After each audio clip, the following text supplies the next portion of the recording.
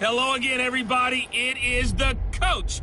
You're tuned in to Madden 19 on EA Sports. Coming up, Andrew Luck and the Indianapolis Colts take on Super Bowl MVP Nick Foles and the Philadelphia Eagles. I'll have scores around the league for you at the half, but it's time for a little football. So we'll hand it over to our broadcast team, Brandon Godden and Charles Davis. All right, Coach, it's the NFL on EA Sports as you take a look there at Lincoln Financial Field in Philadelphia, PA. The scene in South Philly a few moments ago. Boy, the city of brotherly love is fired up. They're saying, "Fly, Eagles, fly," as they get ready to match up with Andrew Luck and the Indianapolis Colts. With Charles Davis, I'm Brandon Godden. And, Charles, you look at this Eagles team as they interplay here.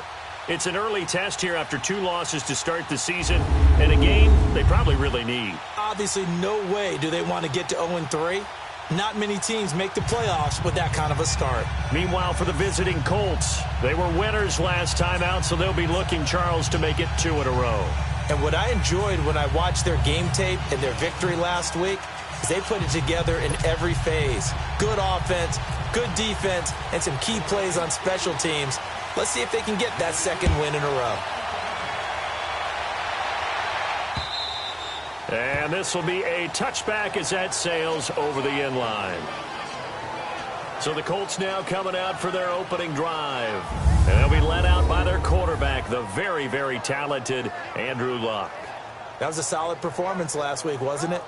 2 touchdowns, no interceptions, ran the team well. Won the ball game, bottom line. May not have been earth-shattering, but it didn't need to be.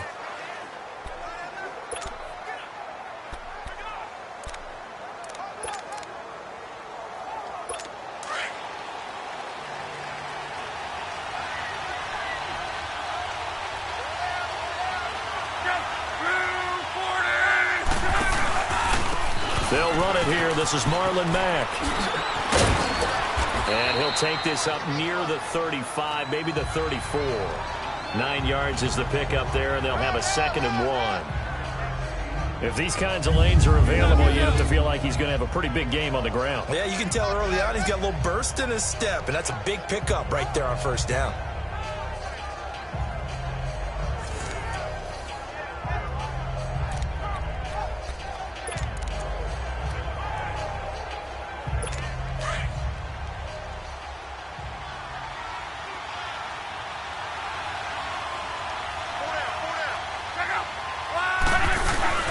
Play action. It's Luck. Under a heavy rush, and down he goes.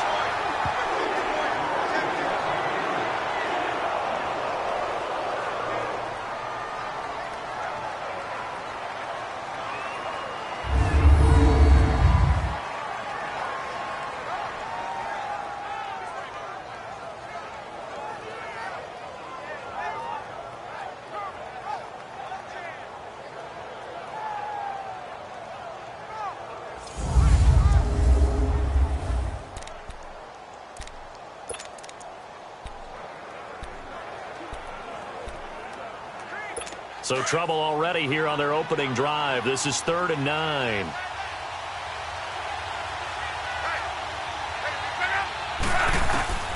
From the gun, here's Luck. Got his man complete over the middle. It's Doyle. And they're able to get this one across the 35. That's good for an Indianapolis first down on a gain of 10. Many different ways to create space, but on that play, he did it with that big, wide body of his. Didn't get a whole lot of yardage on the play, but it did what it was supposed to. Pick up a first down.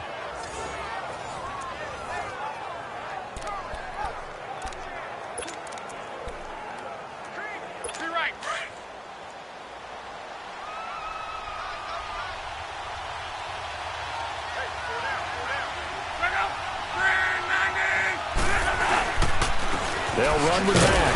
And unable to get downhill there, so he'll take this up to about the 37. And credit the tackle to Derek Barnett. And we look now at the offense for Indianapolis. T.Y. Hilton's the guy that I'm going to be keeping a big eye on, because when you put together 4 straight Pro Bowls, led the NFL in receiving yards 2016, you know the 2017 yards were an aberration, okay? He was less than 1,000 yards receiving.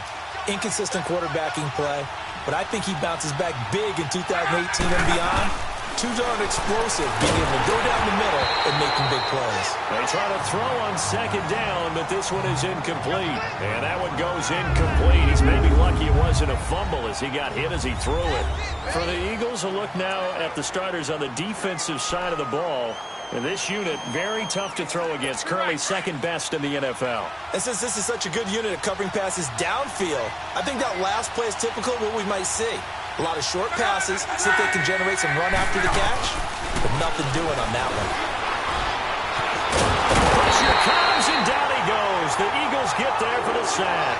Nigel Bradham able to get him down for a loss of 11 on the play, and it'll be fourth down. And, Charles, part of the reason they lost last week, they didn't have a single sack. Well, they changed that quickly. But did they ever? And it was something they talked about with us extensively. They needed to get pressure. How were they going to get to the quarterback? Obviously, they schemed themselves into a great play, didn't they?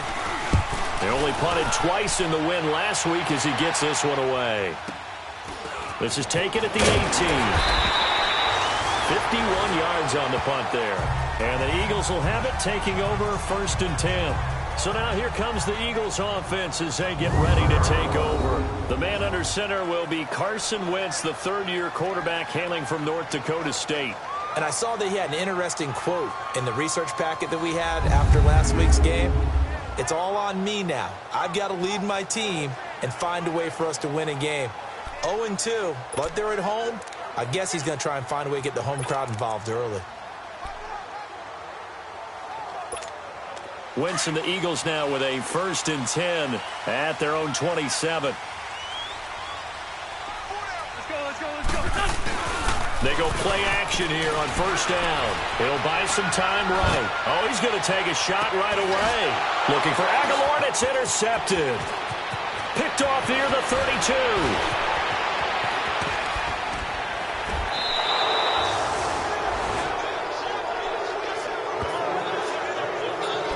Unfortunately for him, if last week was any indication, we knew a pick was coming at some point. Last week it was interception after interception, and here we go again. We actually quit counting last week at a certain point because I thought I was going to run because I'm not all that skilled as a mathematician. But you're right. It felt like a matter of time, and you got to think the guys on defense, they couldn't wait for this opportunity after what they saw on tape. And down inside the 15, shy of the 10. That one for Indianapolis, resulting in 15 yards and a fresh set of downs. We use the word relentless a lot with guys who are aggressive on the field. In this case, it really fits, doesn't it? How about his ability to break tackles and his feet never stop moving? Running game working. They'll stick with it on first down. They'll get this down inside the 10 for a pickup of about 3. That play reminded me a lot of a former teammate of mine. We used to call him the trash man. His ability to sift through traffic and make plays was uncanny. And that's exactly what you want from your Mike linebacker.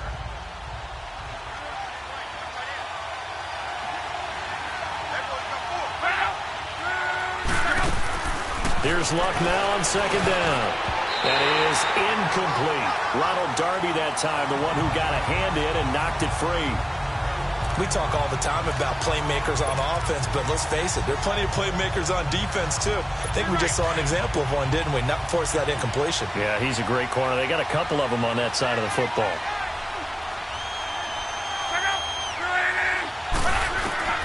Throwing on third down, Luck. And this is going to be incomplete. It was Jalen Mills getting a hand in there defensively. It's a great job by this secondary. When I watch them, they remind me of elite defenders on a basketball court, right? They want to contest each and every pass. Great contest on third down to bring up fourth. And Vinatieri's kick is good. And the Colts hit the scoreboard first. It's 3-0. That drive took him inside the 10. Good job defensively to hold him to 3. Yeah, I like how you did that. Give a little tip of the cap to the stop troops there because they didn't give up a touchdown in that situation, right? Made them kick the field goal. And, yeah, points went against them, but that feels a whole lot better running off the field.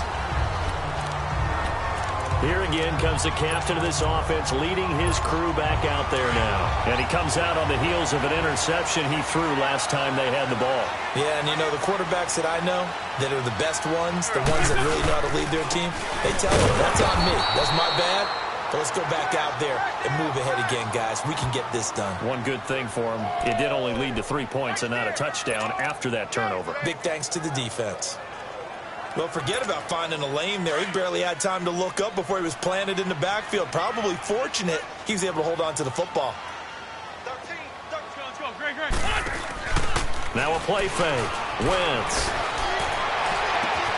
Ertz has it left side.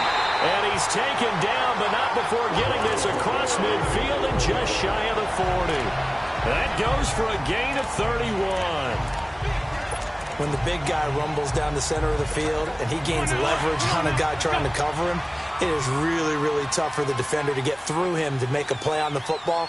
That's why guys love to throw that route down the middle, throw it deep, and let the big guy go get it. They run with Ajayi.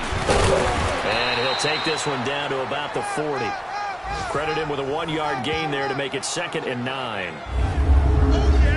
And here are the starters for Philadelphia. Back after offseason rotator cuff surgery is Alshon Jeffrey, who played with the injury all of 2017 and still caught 57 passes for 787 yards and 9 touchdowns. What makes him special? Not just his size, but his athleticism, which was on display, and a brilliant catch for the first touchdown of Super Bowl 52, and also on display throughout the entire playoff run. Escaping the pressure right. And this throw will be intercepted. Picked off at the 33. And the return this time will go out to the 42-yard line. They told us repeatedly earlier in the week in our meetings, we need some plays from our defense here on the road early. They got one. And don't think they were above all week long pointing out to their defense that the other defense is rated higher than them. You going to let that happen, guys? Is that how we're going to play? And they responded to the challenge. Now a carry from Mack. Oh, and now he bowls him over. And able to work about 5 yards out of this as he's taken down up near the 47. Getting the sense, Charles, they're going to put a big emphasis this afternoon on the run game. And why not? What we're seeing so far is working pretty well from them. And here's the best part. We always talk about the best performers do their job when the lights come on. I think he likes natural light best. Staying on the ground with Mack. And across the midfield stripe into Eagle territory. Give the tackle that time to Rodney McLeod. Typically, we think it's the strong safeties that are better tacklers, especially closer to the line of scrimmage amidst traffic. But in this case, how about the free safety coming up and making the big-time play? The Colts on 3rd down, just 1 for 3 thus far. They need just a yard here. It's 3rd and 1. They'll fake the handoff. Now Luck. Looking left side, and he's got him in. It's Mack. And he gets this inside the 35-yard line. I think that's Mack who's still down. Yeah, it is. Mack apparently shaken up there. We'll check on his status when we get back.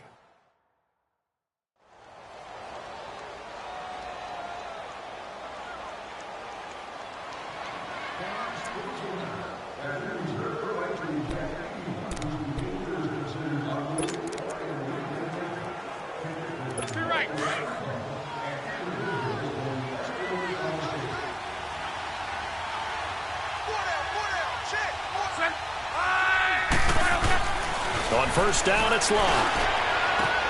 And he fires one that's intercepted. Picked off by Rodney McLeod. And he brings it back to right around the 26-yard line. Well, that's a drive killer right there. Not a really confident throw either. This one was kind of up for grabs, and it's going to come down the hands of the wrong team.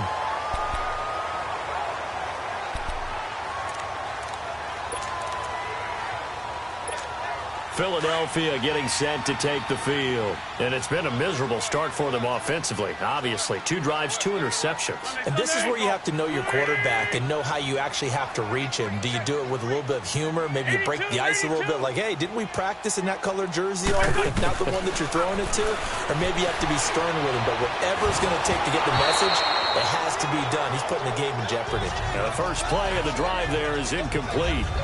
And this passing game's whole offense really didn't show up in the loss last week, and it hasn't started all that great here either. Yeah, and they can't let that incompletion become an uh-oh moment. Like, oh boy, here we go again, just like last week. Each game is its own entity, treated as such. After the incomplete pass, here now is 2nd and 10. Here's Ajayi. And he'll work his way across the 30 to the 32. 2nd down, a little more productive than first. 7 yards on the gain. It gets him to 3rd and 3 now. But this play sequence was really kind of called in reverse. Incomplete pass on 1st and 10. Nice run on 2nd and 10 when probably everyone was expecting him to throw the football. Now, if you're the defense, what are they going to do on 3rd down? You're a little off balance. On play action, it's Wentz. And he couldn't hang on to it through the contact. Incomplete. You can tell they were hoping for a flag there offensively. Several on the sideline motioning, hey, why not a penalty? Why not a penalty? What did you see? Yeah, I think you've got to let them play, and the officials are instructed. If there's contact coming from both sides, no flag. Let them fight it out. And forces 4th down.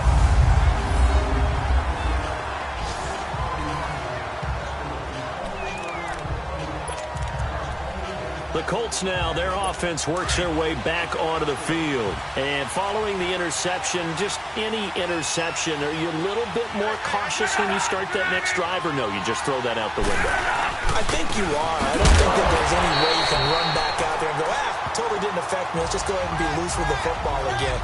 You're going to take care of it, but you have to be careful about being too cautious because now you can't run any offense at all. Still want to attack. We'll see how they attack him here.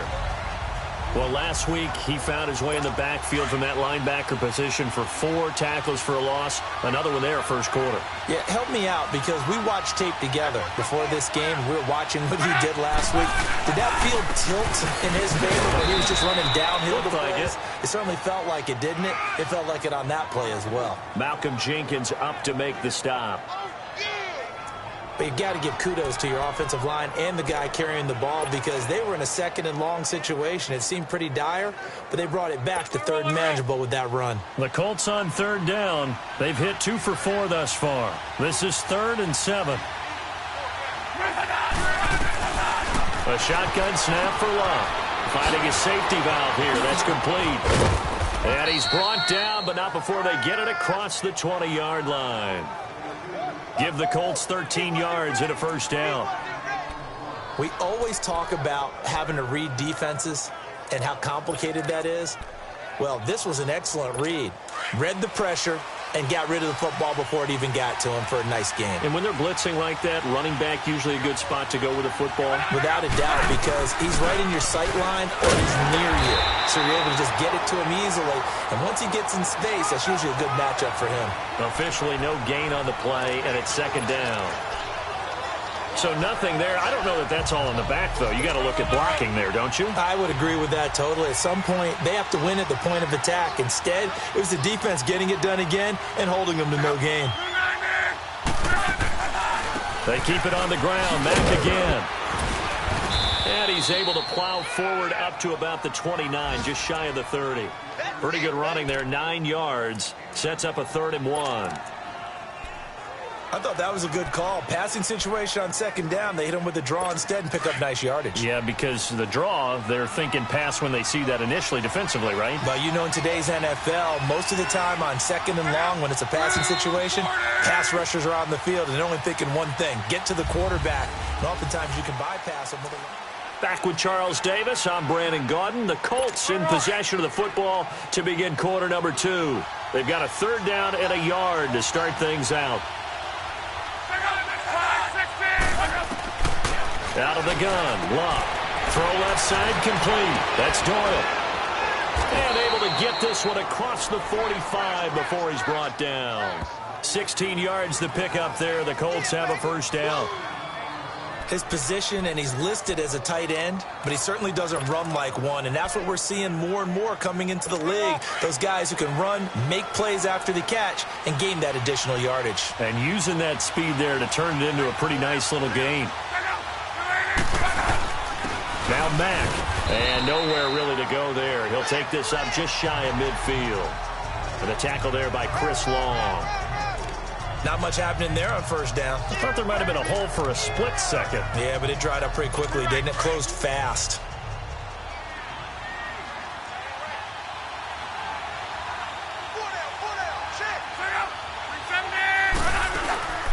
They'll run it now out of the gun. And he is swallowed up right at the line of scrimmage.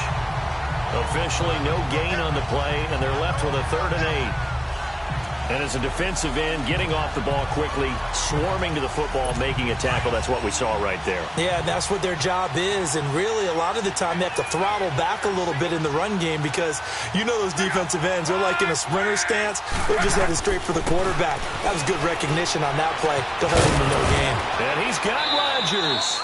And he'll get this one down near the 20-yard line. A big 30-yard play on 3rd. There will always be a place for methodically marching the ball downfield. But when you can pick it up in big chunks and strike like that, have explosive plays, that's often the difference in winning and losing. Those types of plays that can knock a defense off balance, that'll drive a team towards a victory. Throwing on first down, but this one winds up to be incomplete.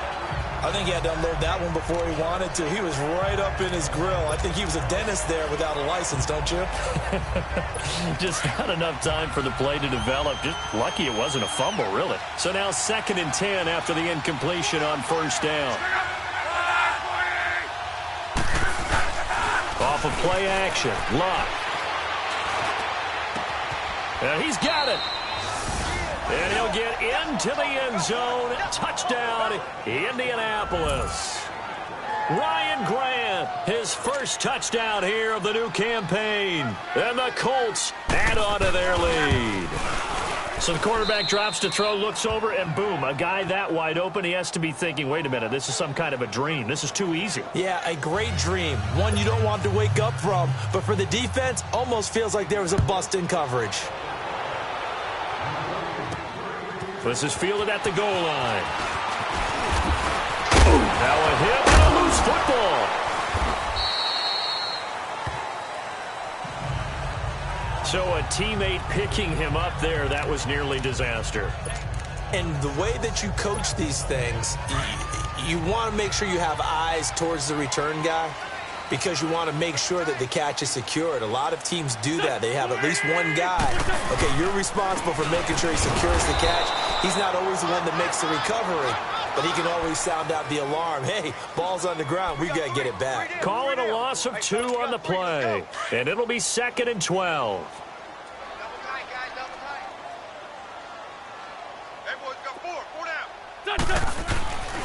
Wentz going to throw. And he'll be brought down by the Colts. Jabal Sheard. He's the one that got to him. He takes him down for a loss of 9. So what's the word I'm looking for here about how this drive just started? Disjointed? I'll go with that one. I mean, think about it. First down, took a bad loss on a running play. Take the sack on 2nd down. Then they got to come up with something big here on 3rd. He sets to fire deep. And a shot taken on 3rd down, unsuccessful. 4th down now. Another dangerous throw there, partner. I mean, he's already thrown 2 interceptions here in the first half. I don't know if you want to keep throwing up 50-50 balls when you've had that kind of lack of success. Yeah, absolutely. Very well could have been a 3rd interception in half number 1. He gets this one away, and boy, it's another boomer.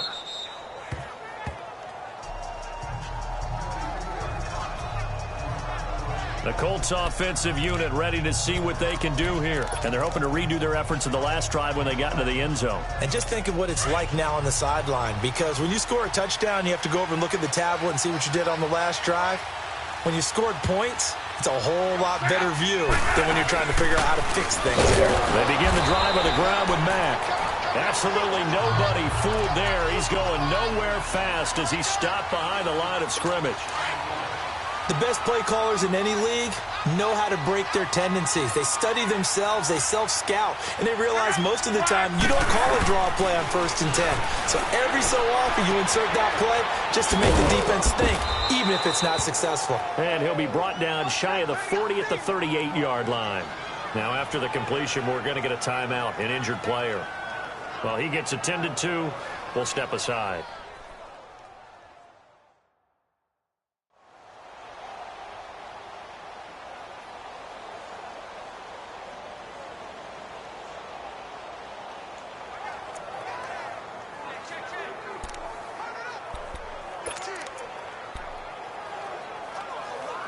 The Colts on third down. They've been very good, 5 for 7 thus far. This time they face a 3rd and 2.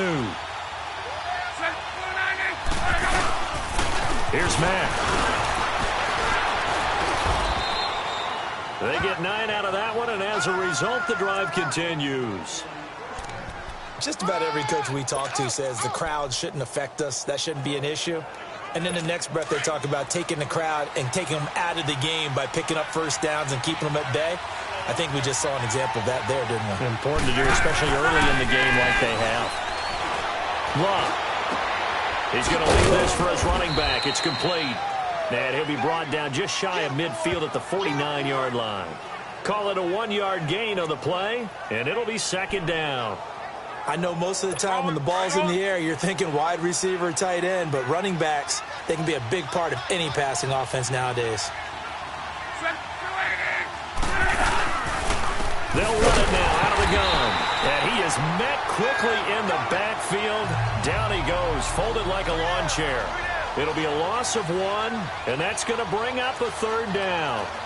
I'm getting the sense that Fletcher Cox is making offensive linemen want to take the week off when they have to play against him. It's a regular routine for him, isn't it? It really is. That play there, that's him all day long. Good luck trying to block him and keep him from disrupting your offense. They'll fake it. Now Locke. Going for the deep ball. So they took a shot there on 3rd down, couldn't get it. Now it's 4th. And based on my math, they've only converted 1 time thus far in this game, so you can see the frustration starting to come out a little bit. 3rd downs, they've been a problem for them all game. They've got to start becoming solutions. And the punt team on now as this one's sent away.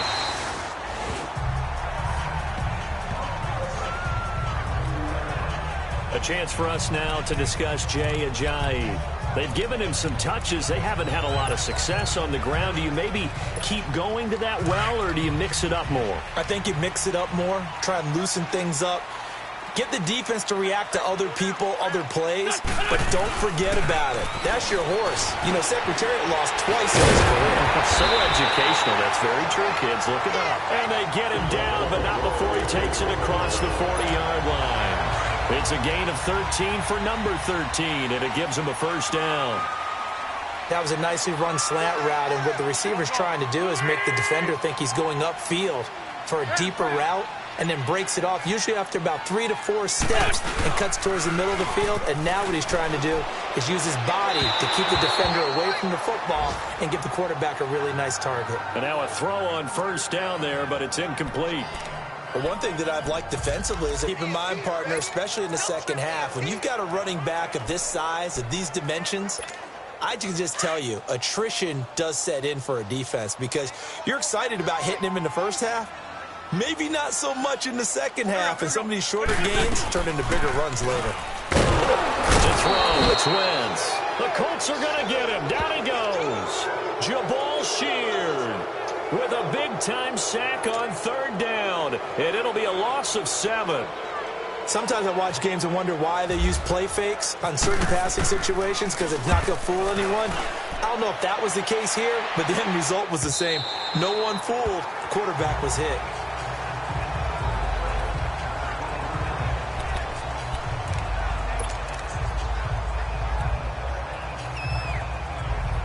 Luck and the Colts come up now 1st and 10 at their own 12-yard line.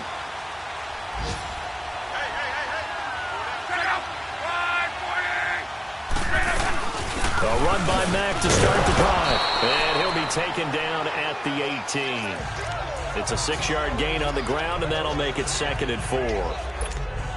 Let's talk a little football 101 here because one of the keys to advancing the ball downfield, success on 1st down. Huge difference, as we know, between 2nd and 4 and 2nd and 8 and 9. They run a draw here on 2nd down. And that didn't fool anybody. He's going to be dropped in the backfield. He lost 2 there, and it's 3rd down. He came out ready to play. That's 3 tackles for a loss, Charles. We're only in the second quarter. And that's problematic for the guys trying to run offense because that means he's got a pretty good idea of what they're doing and is actually beating them to the point of attack and making those plays. Might have to think about some misdirection or something to try and get him away from the ball. And we'll remind you that coming up at halftime, we'll join Jonathan Coachman and the gang in Orlando. Coach will have stats and scores from the early games going on here around the NFL.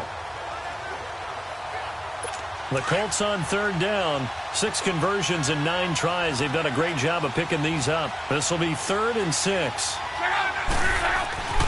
To throw is Locke. And he connects with Ebron. And he'll get this up to the 30-yard line. Good for a Colt first down. The former Lion Ebron there bringing it in from Andrew Luck. We didn't need to ask around the league, but we got to confirm this guy's a good player. They've got to find a way to get him more involved, call a few more plays that target him. Absolutely, because here we are toward the end of the first half, and that's the first target, not just the first catch, first target. Back-to-back nice plays, 12 yards that time and a first down. Some think that teams really won't throw a slant route unless you have a receiver that has a lot of stature to him. But sometimes the little guys, they get lost in there. People can't really locate them, and they run that quick cut on the slant, and oftentimes they can turn it into big plays. And he'll get up near the 45. They'll spot it at the 44. Give him a couple on the catch. It's 2nd and 8. I know when you got a top tight end like this, you want to get him involved, but when you do, you're hoping for more than that. You certainly are. You've got to try and get him some space where he can make a play downfield, or at least an opportunity for some rack yardage, right? That run after catch. Again, Locke. Oh, it's a screen pass. That's complete. And taking it across midfield and inside the 45. Now whistles come in. We're going to get a timeout here by the offense, as they'll stop it with exactly a minute to go before halftime. Luck going to bring him up 1st and 10. And he's 4 for 4 now, throwing the ball to start the drive.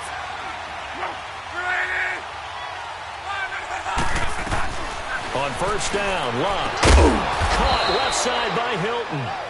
Now the Colts going to burn the 2nd of their timeouts, as the stoppage will come with a little under a minute to go in this first half.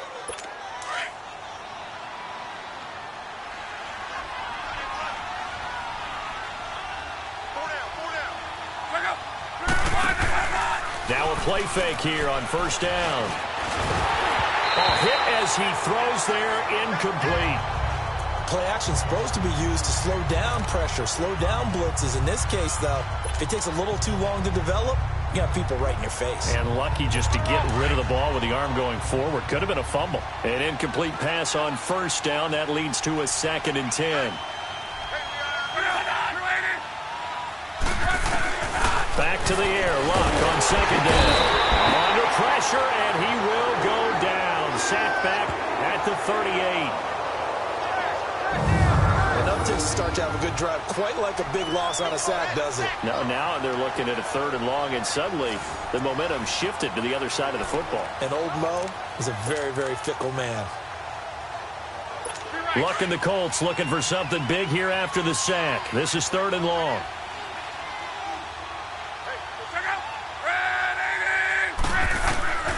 Luck now to throw. He rifles one that's intercepted. Picked off by the linebacker, Nigel Bradham. And to the 40-yard line, that's where the return stops. Well, this is a defense that can confuse even the best of quarterbacks with their zone schemes.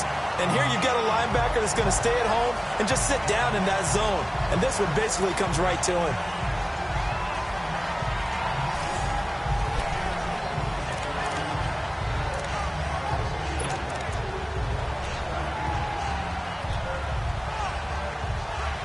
Carson Wentz, along with his offense, heading back out there for their next possession.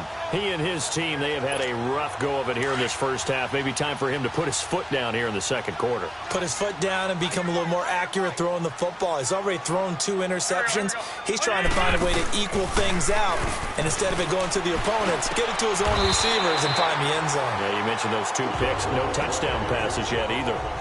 Now hold everything here. We're going to get a timeout by the offense, as they'll stop it with 17 seconds to go in this first half of action.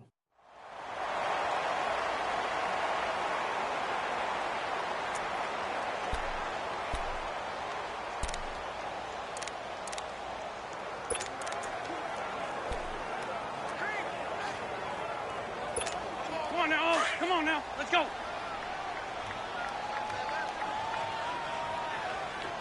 Hey. Let's go. Throwing on first is Wentz. He finds Aguilar over the middle. And he's going to be taken down, but not before reaching the 15-yard line. And they'll burn the timeout with 5 seconds left. A chance to try to add 3 points before heading to the locker room.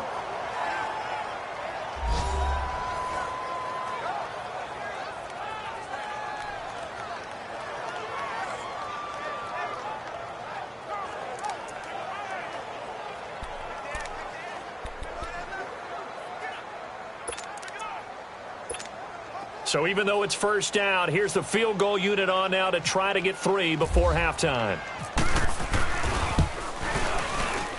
And the kick by Elliott is good. And they get themselves on the board here. It's 10-3. So they're still down, but they are able to salvage 3 here heading into the lockers. This is what you worked on from the beginning of training camp. Heading into the half, put some points on the board. No matter what the score says at that point, you've accomplished what you set out to do.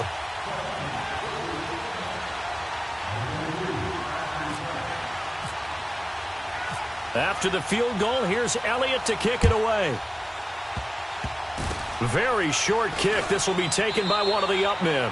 So we come to halftime here with the visiting Colts taking the lead to the locker room. As we'll get you down the coast to Orlando for Jonathan Coachman at our EA Sports Halftime Report. Coach. All right, Brandon, thanks. And welcome in everybody to our EA Sports Halftime Report. Time for a look around the NFL here in Week 3 of the new year. We'll start our tour with a trip to FedEx Field, where we find Green Bay on the road to take on Washington. And as they approach halftime, it's the Redskins who have the lead in that one. Alex Smith with 3 touchdown passes. From there, let's head over to Minneapolis to check on the Vikings at home at US Bank Stadium. And they have the lead in that one over the visiting Buffalo Bills. Stephon Diggs, 2 touchdown catches on the afternoon. Finally, let's get down to Houston. Check on the Texans at home at NRG Stadium. And that game all tied up as they host the visiting Giants. Meanwhile, in our game, it's been a defensive struggle. Which offense can break through in the second half? To find out, let's hand it over to our broadcast team of Brandon Godden and Charles Davis. Okay, Coach, appreciate it. A 1-touchdown game here as we get set to resume play in the second half. Second half ready to get underway. The Colts with a lead, and they will receive the football. And a good return as he'll be stopped just shy of the 30-yard line. Out come the Eagles now as they'll go on offense first here in the third quarter. They're close game, but they're going to need to do a little bit better probably here in half 2, no? I would agree with that totally. I would guess it in the locker room. They talked about cleaning up some of the errors, but overall, I think they wanted to be positive with them. Guys, we're right there. Just not playing as well as we need to. Let's pick it up, and we still have a chance to win this game. Yeah, they do. We'll see if they can pick it up. A gain of 6 there on first. Can't have enough good pass-catching tight ends in the NFL. And the Eagles, they wanted to replenish their stock. They lost Trey Burton in the offseason, so they selected Dallas Goedert out of South Dakota State in the second round, and he is nothing but a big-time pass catcher. What a great story, because South Dakota State didn't offer him a scholarship out of high school. He walked on there. Yeah, so now Zach Ertz has a running mate at tight end. Now it's Ajayi. And running room scarce here. He's going to be stopped in his tracks at the line of scrimmage. Danico Autry is in on the stop. And he got off the end there very quickly to make that play. Yeah, it was almost like the bullet train, wasn't it? I mean, just zoom. Quick. And what a terrific play, holding them to no gain.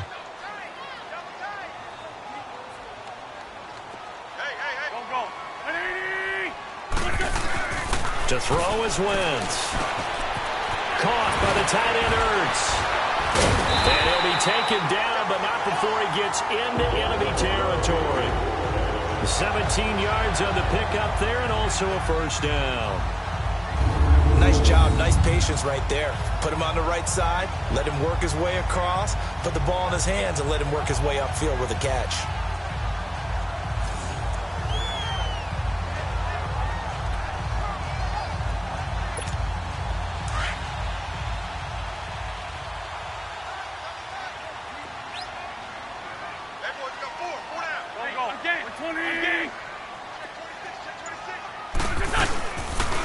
And they'll try the ground game here with the running back. Jamal Sheard on the stop. Sometimes with the running game, you've just got to stick with it. Look, it's the third quarter, no time to panic.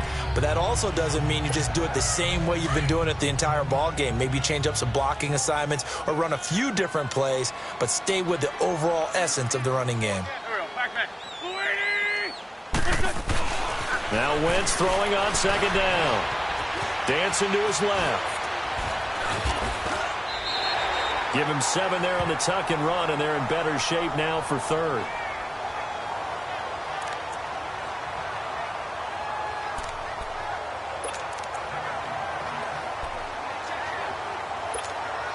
The Eagles on third down. They've only converted once in 4 tries. They're up against a 3rd and 1 situation.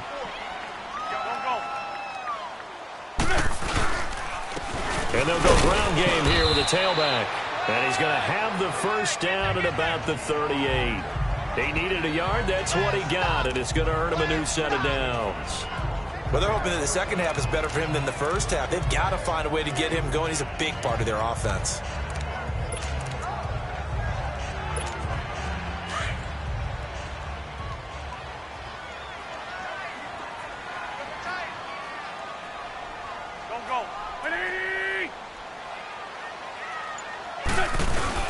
Right back to him on first down. And he'll take it down to the 30-yard line. Just what you want on a first down run. Call it 8 yards, and it's 2nd and 2. Getting had a ton of success here so far, but you get the feeling that he might be on the verge of popping one. Yeah, even on that one, there was a little bit of a hole, but it closed there quickly at the end. Hang in there now. Hang in there now.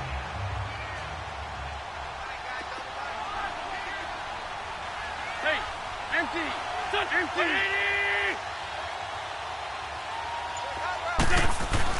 Now they'll throw it. Wentz. Eluding the pressure right. He's caught inside the 5. And they do get him down, but not before he reaches the 4-yard line. A good pickup there, 26 yards. They've really been able to contain Alshon Jeffrey. That catch a rare exception in this game. And that's a feather in their cap because he's such a tone setter for his team on offense that they try and get him the ball early. And, of course, what comes after that is often.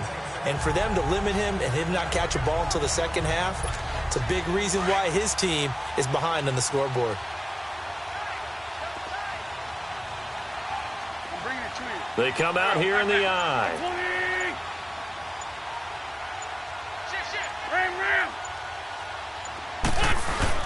They go play action here on first down. Blitz coming, and down he goes. Kevin Dodd coming hard on the blitz. He dumps him for a loss of 8. I think normally we would talk about this more with basketball players and football players, but let's adopt it in this case. He's a stat sheet stuffer. Had the interception earlier, now a sack. What, he just needs a touchdown for the trifecta. That's about all he needs, and he's going to go for it. So they get pushed back to the 11, and here's 2nd and goal. Here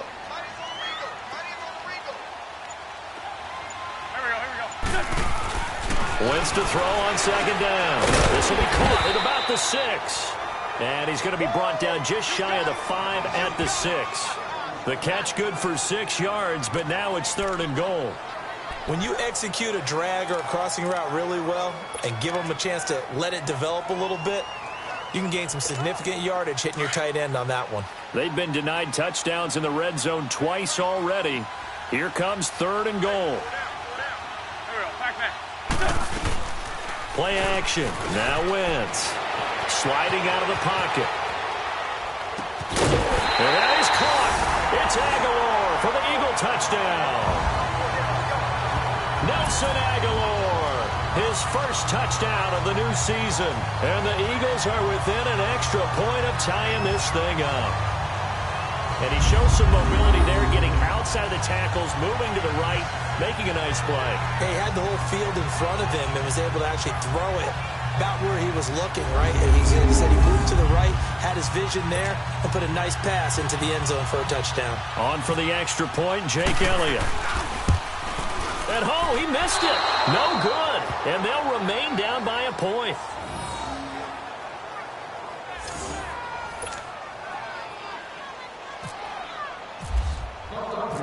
Elliott now to kick this one away.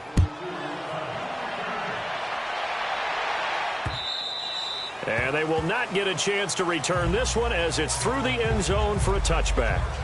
Here's the Colts now as they get ready for their first possession on offense of the second half. And there are parts of their last drive they'd like to emulate. And, of course, they'd like to forget the ending, the interception. But they did put together, Charles, a nice sustained drive to get him down the field. Yeah, and unfortunately for them, the only thing that matters is part two, right? Because once they threw the interception and finished off the drive, that does them no good to go back and say, well, you know, we had a good one going.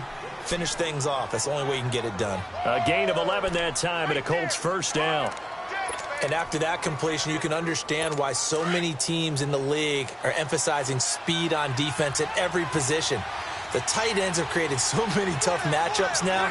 If you can't run with a tight end as a linebacker, this is going to be the result every time. He's going to flip that out to the flat. It's complete. And he'll be brought down shy of the 40 at the 38-yard line. It'll be a 2-yard gain, and it'll bring up a second down. Everyone's got to be able to catch the football. Doesn't matter what position you play, but if you're on offense, be aware a ball may come your way. So 2nd and 8 here after the pass play for 2 yards on first down. Flag comes in. This might be a free play. Ebron with it over the middle. And he'll be brought down right at the 45-yard line. Offside, defense. And that one was relatively easy to see. I noticed that from up here. Yeah, it doesn't take a whole lot, does it? Sometimes you get multiples. What I always love on these offsides is when each side points at the other. Hey, you did it. No, you did it. They deciphered that one correctly. So after the penalty, here's 2nd and 3. They'll run it now out of the gun. And that play going absolutely nowhere as he's belted before he could get out of the backfield. It'll be a loss of a yard, and that'll bring up a 3rd down. Wow, that play got shut down in a hurry. As soon as the snap came, you could see defensively they were just closing in. That was going nowhere. Yeah, you count on your offensive line to give you a little bit of space, a little bit of time so you can make a move. There was none there for him. And the pass complete to Ryan Grant. He had the touchdown earlier. This one's going to get him a first down. And that's understanding where the markers are, because it's not just running to them. Because on the catch, you could actually be pushed back before the first down. It's getting past it and allowing that opportunity to drift back towards the first down line. And really well run.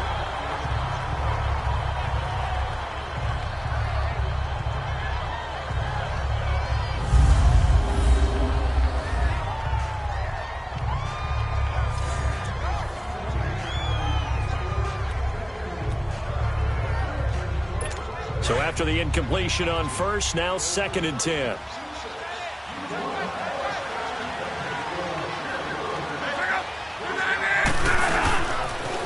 They'll run it now out of the gun. Oh, he's got some breathing room.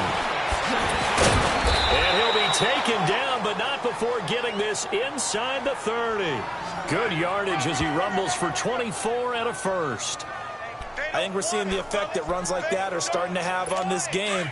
They're a little bit slower, that front seven, reacting to the football, almost like body blows in boxing, slowing them down, and they're really starting to take over in this game. Now a first down throw. Love throws a quick hitter on the slant. That's complete. And he'll be brought down inside the 20 at the 19. Give him 9 there on the first down completion.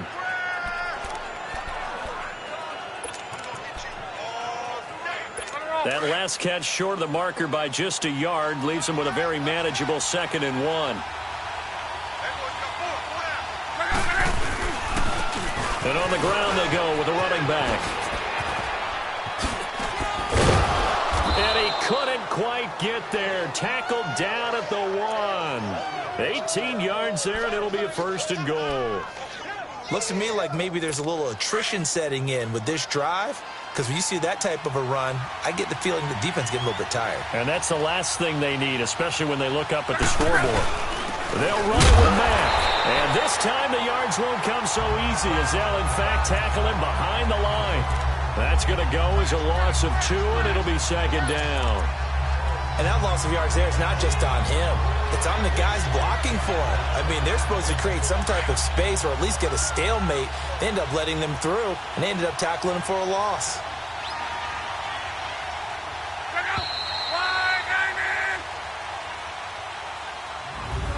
And welcome back. We are in the city of brotherly love, Philadelphia. And we've got a dandy here. A 1-point game as we begin the fourth. They'll go again from the 3 here on 2nd and goal.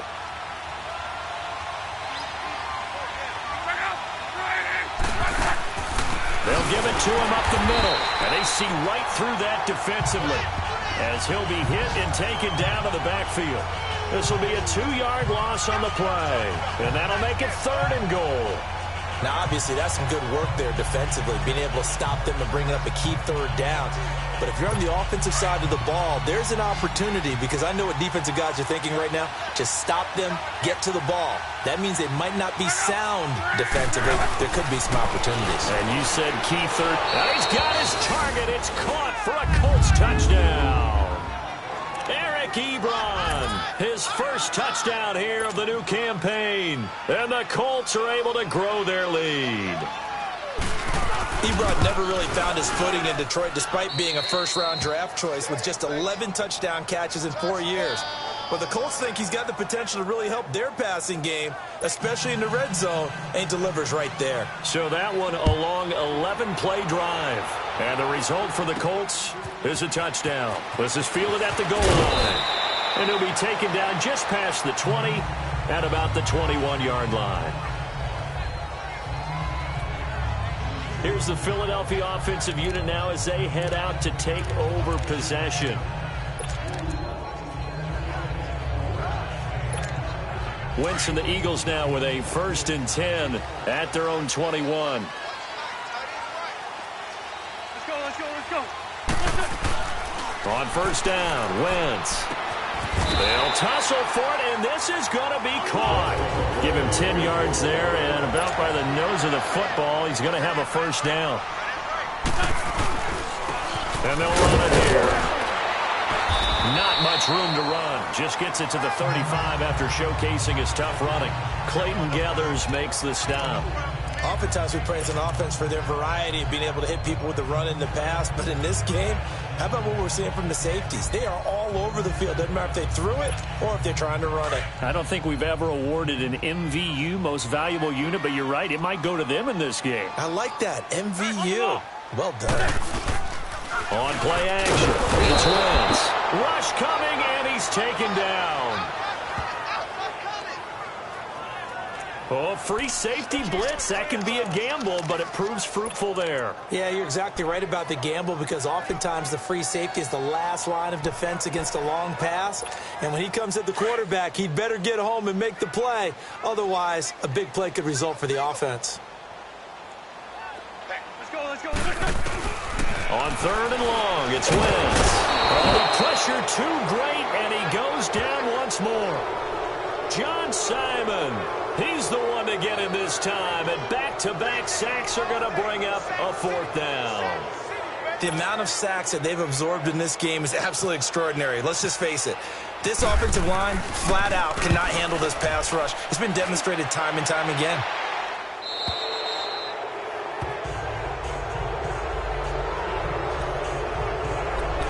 And now Indianapolis set to take the field. And for them, a touchdown their last go-around. Obviously, they'll be hoping to do that again. And when you start plotting for this drive, when you start thinking to yourself, okay, what are we going to do? You don't go away from what you did before because that worked, but you have to be prepared for wrinkles and counters because you know they'll make some adjustments. He'll be stopped shy of the 45 despite a great move. A gain of 3, 2nd down. Well, Brandon, pace comes into play now because they've got the advantage. They've got the football, but they've got to be very careful about what speed they're going to play. You know, my music teacher back at New Paltz, Mrs. Bythema Bagley, used to say, don't go prestissimo when you really want to go largo. And what she meant by that is don't go too fast when you really want to go at a nice, slow, deliberate pace. I am speechless. I am without speech. And in this situation with the lead fourth quarter, they're liking keeping the ball on the ground, I'm sure. That's just smart football, but you know the defense has to know it as well. They've got to stop them here. So now we're going to see that loading the box in a big way. 6, 7, 8, 9, whatever it's going to take. Puts a little bit more pressure on your big offensive line. And taking it across midfield and just shy of the 40. Indianapolis moving the chains there on a gain of 12. Couldn't just sit on it here, could they? Had to throw the ball on third down. Got the big completion in the pickup. Fresh set of downs now. They've got to feel great. And defensively a backbreaker. Here's Luck. He couldn't quite hold it. Got hit. Ball pops out. Incomplete. You get a tight end like this, and you know he's used to dishing out punishment, but here, he's one that has to absorb the contact, and as a result, unable to hold on to the football. After the incomplete pass, here now is 2nd and 10.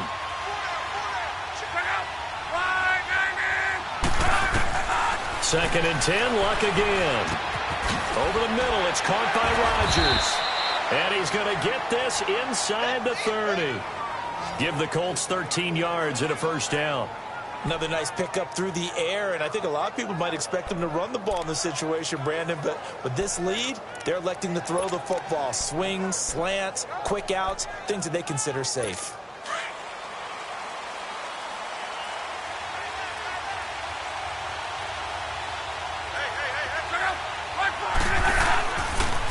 And they'll go on the ground. And for one of the few times here today, this run's not going to go anywhere. Tackle made there by Jordan Hicks. Run blitz there defensively, something we might see more of here in the fourth quarter. I think we'll see a lot of it, and the difference between that and a pass blitz, you're just trying to get to the quarterback. You're trying to scheme someone open who will get to the QB and make sure he gets on the ground. In a run blitz, you're actually trying to cover up gaps, trying to cover up holes so they can't run the football. And this one is incomplete. Quarterbacking 101. Never force the ball into double coverage, especially not this close to the goal line. The windows are so tight, you just don't want to force it in there because it could be tipped up and picked off. Big play coming up. Here's 3rd and 10. I would expect to see some pressure here. And the blitz does come. It's complete to Grant. But 1st and goal. And that pickup of a first down, that's going to leave a mark because they really needed to stop them there, didn't they? That's so frustrating. Defensively, you're a play away from getting that football back here down late. Tough. Now they've got to find a way to create a turnover or takeaway. Otherwise, this one will probably get away from them. Out of the gun, Luck.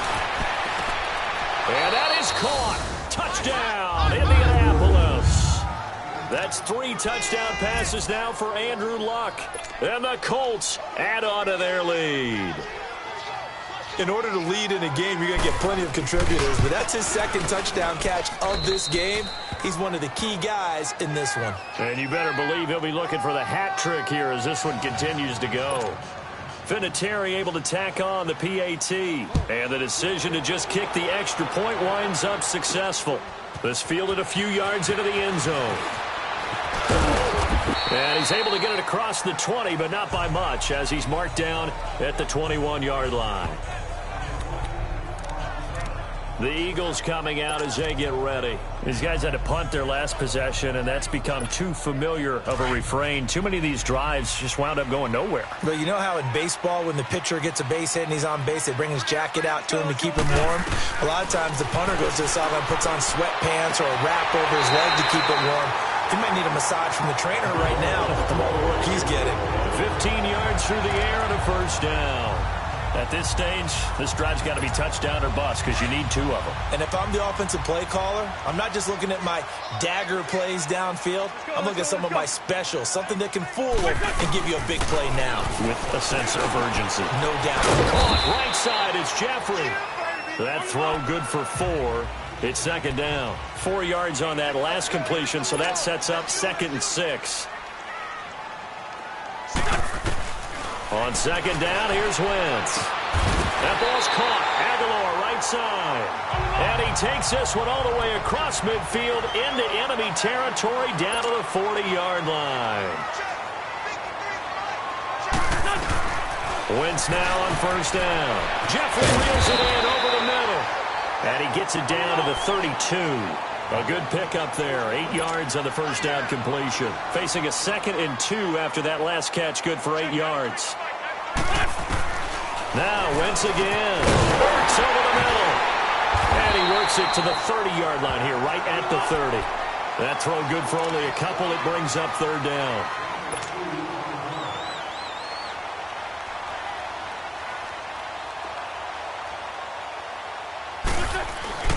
Wentz going to try and throw on third. Aguilar has it. And he will have a first down at about the 21-yard line. What a methodical drive this is turning out to be. That time 9 yards, and the sticks move again. Wentz now on first down. Under a heavy rush, and down he goes. Coming up now on a 2nd and 15 following that sack.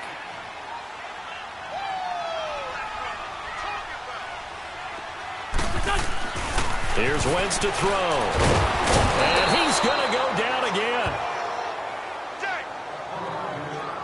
And now following that sack, looks like we've got an injured man down there on the field. While the training staff takes a peek, we'll take a break.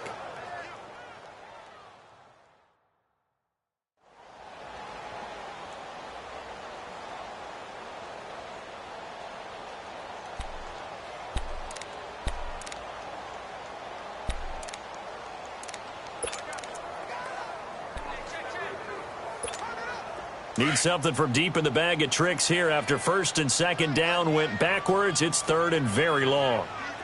Tempo, tempo, tempo. Hey, 50 to Mike. A first throw for the backup Foles. Quick throw that's complete on the inside slant. And he's able to get it down to the 25-yard line. They do get 10 back, but still a ways to go on 4th. Mike's 50, Mike's 50. Come on out here, come get some. Come get some. Come out here, come get some. He don't want it. Gotta try it here. He's back to throw. And it is incomplete. Boy, it looked like he had it and dropped it. And the Colts are going to take over with a football. So they really needed points here in a 2-score game. Could not come away with anything there on 4th. And while we know they're a little bit discouraged here, they can't check out of this game. You and I have called a good number of games over the course of our career where we've seen these types of situations. Teams get the ball back, and that miracle does occur. So they can't let that dream go just yet. They have to get stout on defense here. Yeah, right now really hoping for a turnover. And now defensively they're going to burn their first timeout. Remember, they get an extra time built in coming up here shortly at the 2-minute warning.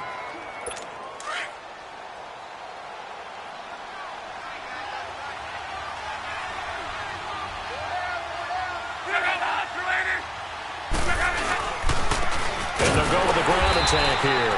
Trying to run inside, but nothing there. And this defense here going to burn their 2nd timeout. But you can also factor in another timeout that they'll get when the clock stops at the 2-minute warning.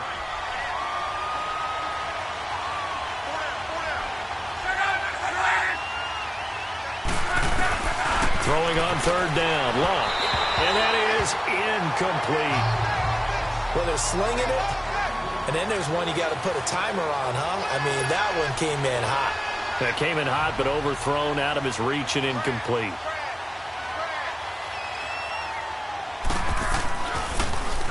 And he gets this away, and look at this. This is a good one. And this is going to hit the goal line and continue on into the end zone for a touchback. Philadelphia getting set to take the field. They had a great drive going last time. They were moving the ball, and then all of a sudden it just stalled out. So we'll see what they can do here, Charles. And it's always easy to second guess when you don't get it on a 4th down try. But they had to like the feeling that they had going on offense. They want to continue to see if they can capture that again on this drive and maybe get in the same position. Yeah, and that's, I mean, like I said, they were moving the football. It's not like they went 4 and out, so I don't think it's a deal where the offense doesn't have confidence. No, I agree with you totally on that one. If anything, they may have gained more confidence. Okay, they stopped us once. That's all right. Let's keep moving it. Make them do it again.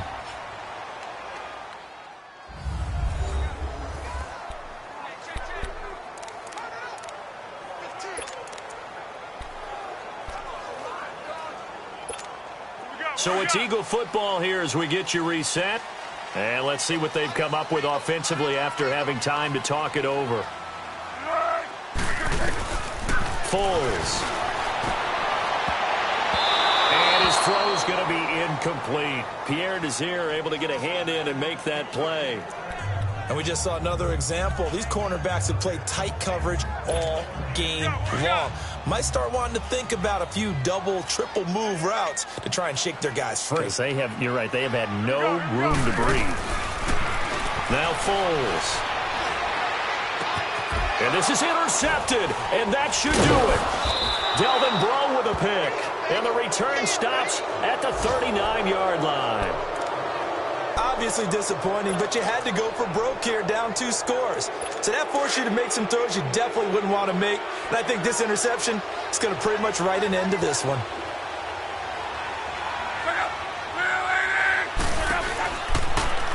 They'll run it now out of the gun.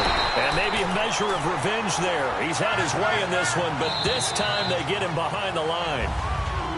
And now we're going to get a timeout here called by the defense, as they'll talk things over prior to this upcoming second down play.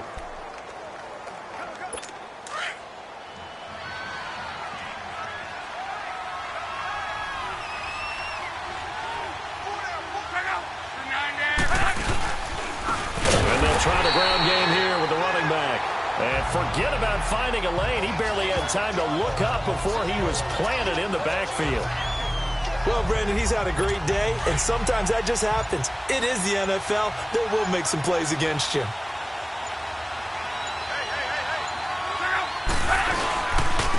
third down, that's Mack. And this one goes nowhere. Losing yardage on the play back at the 46. It'll be a loss of 1, and it'll be 4th down. So while the offense has had a big day, no one on that side of the ball is excited about seeing a loss like that. Their goal, to make every play positive. And when you have a bad one like that, your next goal is to not let it spiral into more.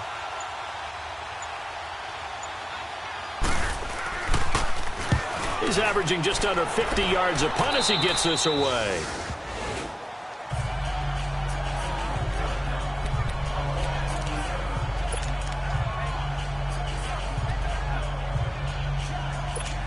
Philadelphia getting set to take the field. What do you do here down like this in this situation? Do you maybe just pick something out of the playbook you haven't called in a while, or you call it a day? You can do that, or you pick something that's a staple for you and should work better, and try and execute that on the way out the door. Maybe get back to base and feel a little bit better as you end a ball game that's been a frustrating one for you. We'll see if they go back to base. Here's Foles. He's going to let it fly. And this is intercepted. And that should do it. Picked off at the 23.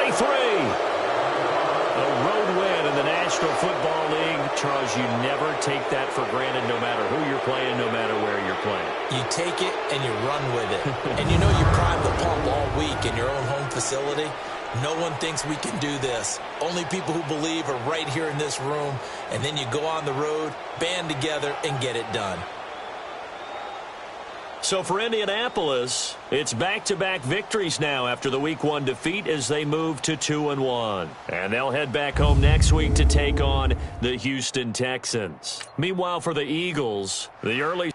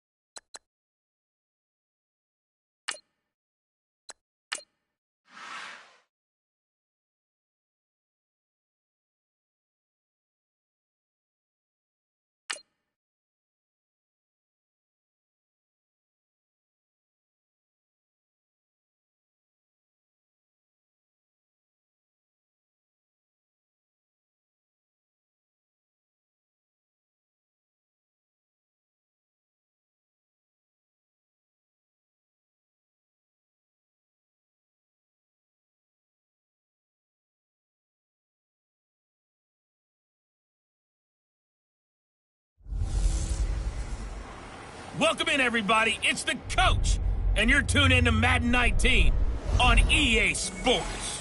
Coming up, we'll see a healthy Carson Wentz and the world champion Philadelphia Eagles face off with Marcus Mariota and the Tennessee Titans. I'll be back with you again with scores around the league at halftime. But kickoff right around the corner. And standing by to call the action, here are Brandon Godden and Charles Davis.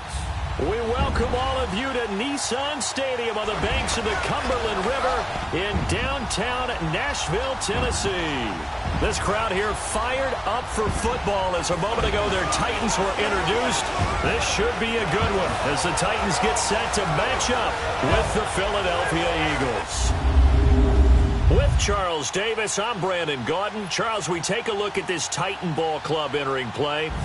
They come in losers of 2 straight, so they're trying to right the ship here a little bit. They're teetering a little bit, aren't they? And now things could really go south if they lose this game, so they understand the importance of playing well and stopping this streak. Meanwhile, for our visitors, the Eagles, they come in 0-3 and in desperate need of a win. And as a team, you start to feel a little bit snake bit. They need something good to happen right now so they know it's not just them. They think they have the makings of a good team. Fall is in the air, and the NFL season is in full swing, and we're underway here in Week 4. And that'll carry over the back line of the end zone for a touchback. So out comes this offense to take over for the first time. They'll be led out by their 4th-year quarterback from Oregon, Marcus Mariota. He had the numbers of a game last week that if you win, you talk about him being a gritty guy, managing the game, getting it done. But they lost. So obviously 2 interceptions, 1 touchdown pass, that's not going to be good enough. Got to get that changed around.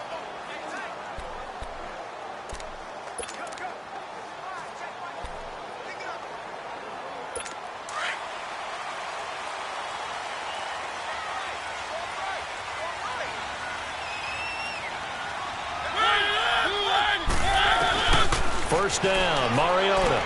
And this is going to be caught, but they'll say out of bounds. So it's incomplete. Tajay Sharp, the intended target. And now it's 2nd down.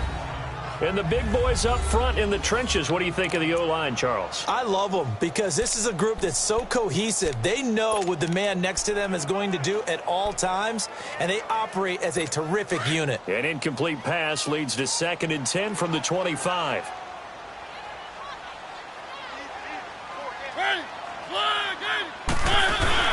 On 2nd down, Mariota again.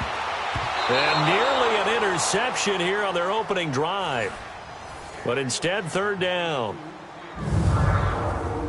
And the defense now for the Eagles. Coming off injury in 2017 is middle linebacker Jordan Hicks, who's an important part of the Eagles' wide 9 defense. And when you hear that term, think about the defensive ends out wider than normal so they have a better angle to rush the quarterback.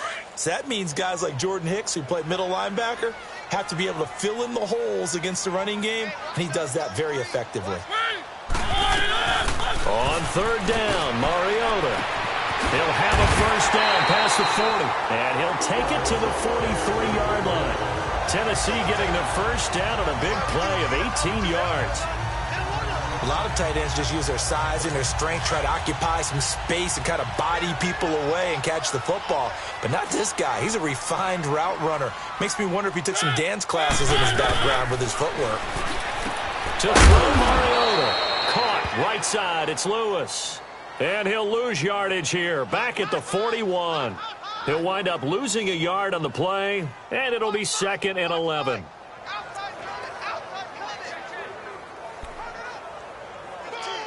That pass play wound up for negative yardage, so here's 2nd and 11.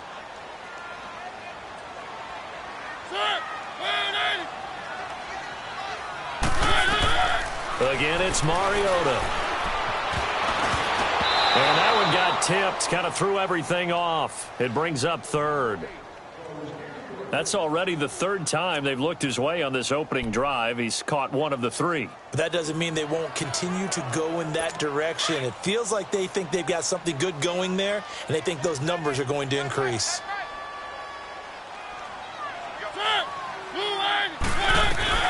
They'll throw again. Mariota. And Walker with it over the middle. And he'll be taken down, but not before he gets into enemy territory. A Titan first down, Mariota to Walker. Brandon, lest my eyes deceive me, I think they found a matchup that they're trying to exploit here, don't you? I mean, it's the second time they've gone to him here on this drive. Yeah, opening drive. It's a tone setter, right? I think they're going to be looking his way a lot. Yeah, and I think that the way things are going right now, they like him as a featured receiver. Let's see what kind of adjustments the defense is going to make to try and take that away. Now, meanwhile, a pass that should have been intercepted, but it winds up falling incomplete.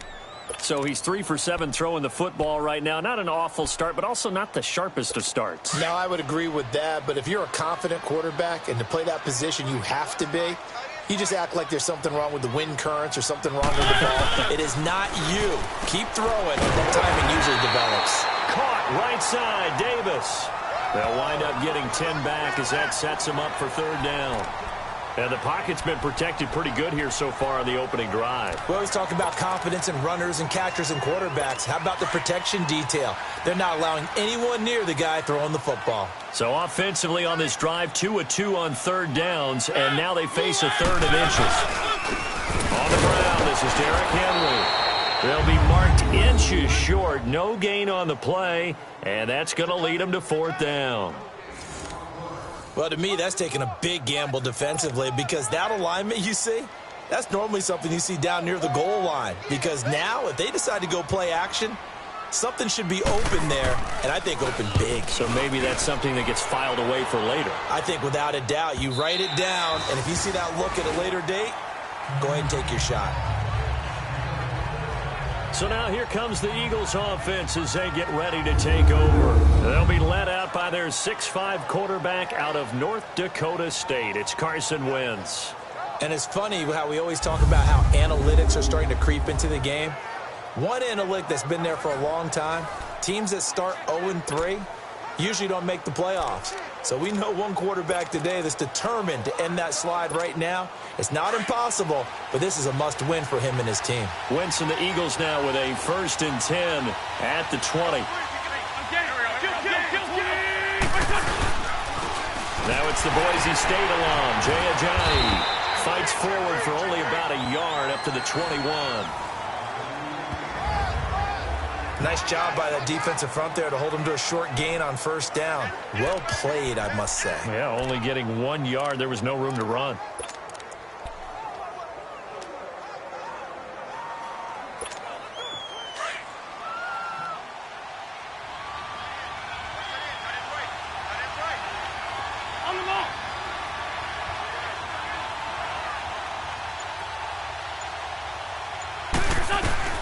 Now Wentz throwing on second down. Looking for Jeffrey, and it's intercepted. Picked off by Kendrick Lewis. And he's going to get this one to the 23-yard line. Oh, timing is everything on a route like this. He tried to drive that football into a tight spot. And if you're a little early or a little late, chances are there's going to be someone there. And sure enough, this one's going the other way.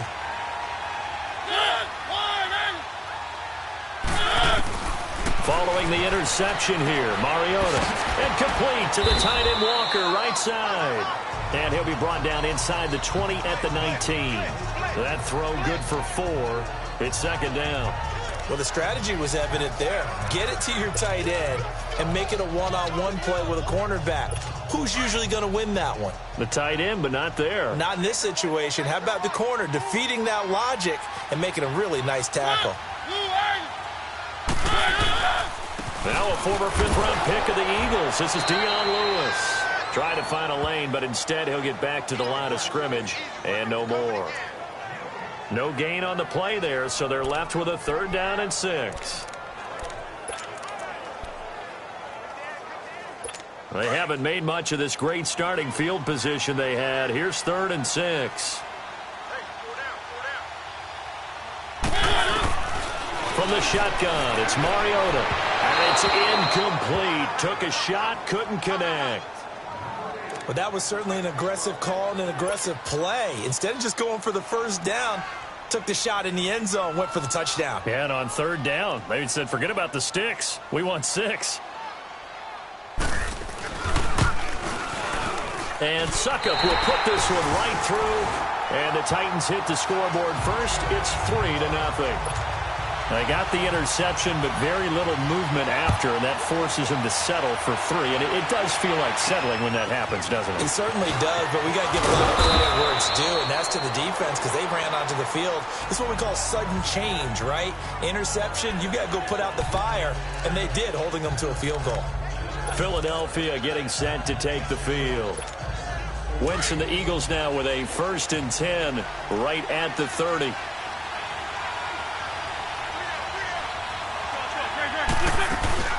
Trying to shake off the interception from the last drive. He'll look to throw. Benny Logan breaking through to get him for a loss of 7. Brandon, if I'm an offensive coordinator and I see an all-out rush like that, I file it away because I'm going to use their aggressiveness against them as this game goes on. I'm going to hit them with a screen soon. Don't need it all back at once, but you figure they're going to need something here. 17 yards to go on 2nd down. On 2nd down, here's Wentz. And the pressure gets to him again. Jurrell Casey in there to drop him, and sacks on 1st and 2nd downs are going to lead to a 3rd and long. This offensive line has struggled. In fact, when we sat down with the coach, he said it's been in tatters lately. They allowed 6 sacks in their last game. Just gave up another one right there. In tatters, so it sounds a little bit like this right now. Exactly. It's like that paper being ripped. And right now, they've got to find a way to get it back together. And he bats it away, and it falls down incomplete. It was Kenny Vaccaro there to get a hand on that one. And 3rd down is a key down in any game you play. And 3rd down defense, something we've got to watch in this one. Got to be effective on the passing downs. That's a pretty good first step right there.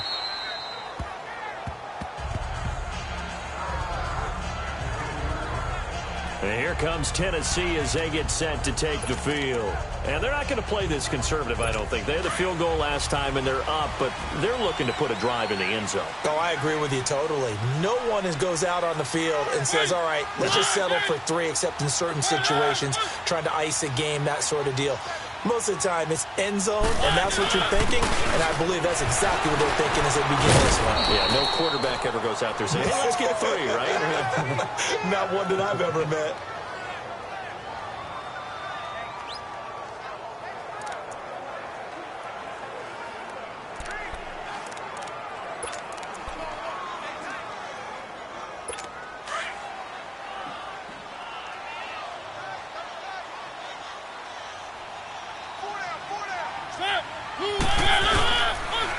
Now they'll run with Lewis. A nice move gets him a few extra. Down just shy of his 20. He's able to rattle off 6 on the carry, and that'll get him to 3rd and 4. And there's a run to be happy with. Good, solid yardage. He'll take that anytime you hand the ball to a back.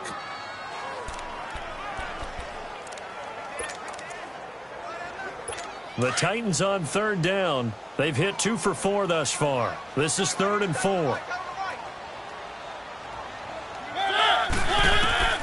From the gun, Mariota.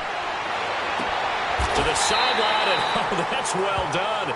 Able to drag the feet. He's going to have the 1st down. They get only 4 that time as that leads us to a 4th down. I know where we're headed on this. Terrific catch, gets his feet down, sets up a 4th down and short situation. But I bet we're wondering, why didn't he get to the 1st down marker running his route? Am I correct? You got to know where the marker is, right? Got to figure it out. I know every receiver is taught that. Sometimes circumstances change it. At least they have an opportunity to make a decision with not much yardage to go. 12 yards on the return that time. And possession will switch hands, 1st and 10. The Eagles offense back out onto the field. And this is their 3rd drive. Right now, maybe not about points, just about getting something. They haven't gotten a 1st down yet in this game. It's a mental barrier you don't think about until you go a couple of drives without getting a 1st down. Then all of a sudden it looms big. It gets harder and harder to actually attain that first down. And he'll lose yardage here, back at the 41. It's a loss of 2 there, bringing up 2nd down. I think there's one element that just keeps increasing on defense in the NFL, and that's speed. They want it at every position, and we just saw there Some linebackers can go sideline to sideline, run past that trash, go past people, and make tackles near the sidelines. And not only near the sideline, but also in the backfield there for the loss. And he's taken down, but not before he gets this into enemy territory across the 40. 23 yards on the play. And there's a completion to the tight end. And look at the size of these players nowadays. At that spot, 6'4", 6'5", and up. A lot of guys used to be basketball players, somehow came back to football. And that's really good for the game of football. You're getting better athleticism, great hand-eye coordination, guys who know how to control their bodies when they run their routes. And he'll work his way inside the 30 now to the 28. 8 yards on the pickup, and now they'll have some options on second and short. Now, look, that wasn't a huge gain, but those are the types of carries I think they were missing in their loss last week. They couldn't get him going on the ground. Did you get the same feeling I did during our meetings, that they kind of regretted that he didn't touch the ball? Absolutely. You know, hey, he should have touched him more last week. They weren't going to make that same mistake, and they've taken care of that early. They run again with a J. And he is met in his tracks behind the line of scrimmage. It's a loss of 2, now third down. We all have habits. We can be somewhat predictable, and you know me pretty well on second down and short. What I like to say? Play action. Yeah, without a doubt. I thought that was a great spot to call it.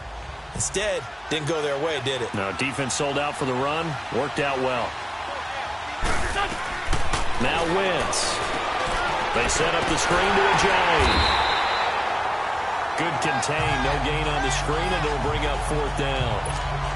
So unable to get any yardage at all off of the screen there on third down. And ordinarily on third down, that's when you want to bring pressure. You get all your guys who want to get after the quarterback. But how about the patience they showed? Read the play, snuffed it out, and made a nice stop. So 3 drives now for this offense, and that field goal gives them their first 3 points. So if you're an offensive coordinator and you're averaging a point a drive, you're in the wrong line of work, aren't you? You got to find a way to unlock the key to these defenses and put some big points on the board. And this will not be returnable. It's out of the back of the end zone for a touchback. And here comes Tennessee as they get set to take the field. And on the last go-around, they really couldn't get anything going. They had to punt from deep inside their own territory, which means you're going to lose the field position battle as a general rule. What they're looking for now is a little more consistency, move the ball at least a few times on offense, get a couple of first downs, and hopefully flip the field. Yeah, just something to build off of. That's what they're looking for here. And complete to Lewis over the middle. And he's brought down, getting this one up to about the 35. 10 yards there to start the drive, and just enough by about the length of the football for a first down. Nice little nifty play for him there. Yeah, that's the ability to read a defense and utilize players that don't often get picked up in coverage easily. And I'm talking about being able to use the backside of the backfield. Because I know that when I used to cover, hey, we got everybody oh, he just snuck out there, and they just got a nice first down there. What do we love to say? Get those backs into space, right? And they were able to do that there. Nice pickup on first down. Now, prior to the snap, we hit all zeros as time has run out on the first quarter of play. 3-all the score. And they've got it here with a first down.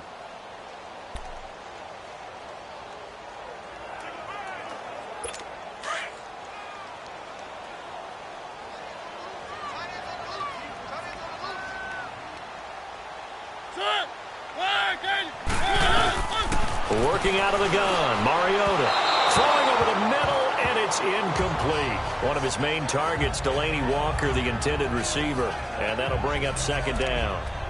Sometimes the coverage is so good, no matter what you're doing on offense, you just can't shake anyone free. They try their best to find someone open, but they took away every passing alley, every angle, and shut the play down. A second down throw here for Mariota. He's got Lewis. It'll be a gain of 4, and that'll make it third down.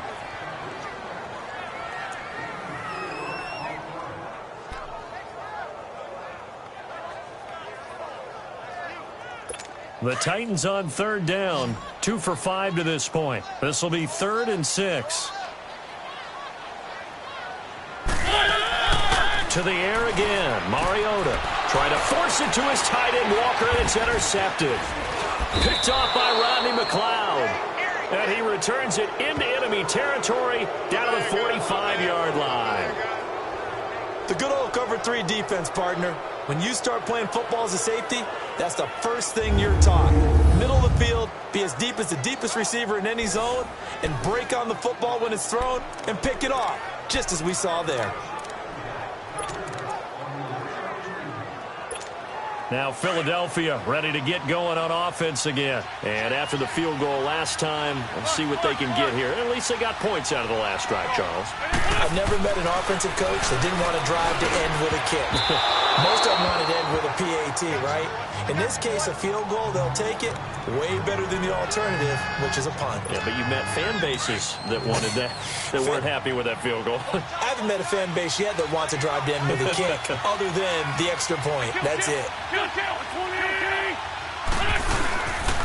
And they'll go ground game here with the tailback. And he is going to be stopped cold behind the line of scrimmage. It's a loss of 4. Now 3rd down. That goes down as a loss against his rushing stats. But really, should he have to absorb that one? He had no chance on that play before they overwhelmed him. Pretty much on top of him before he could take his first step. And on 3rd down, a nickel formation here defensively.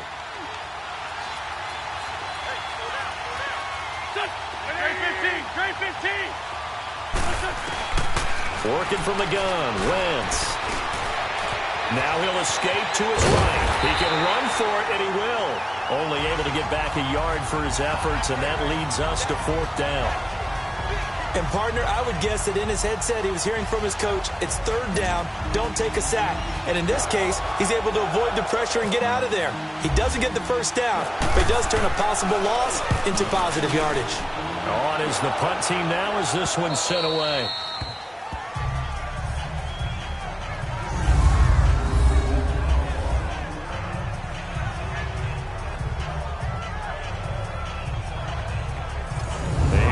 Tennessee as they get set to take the field.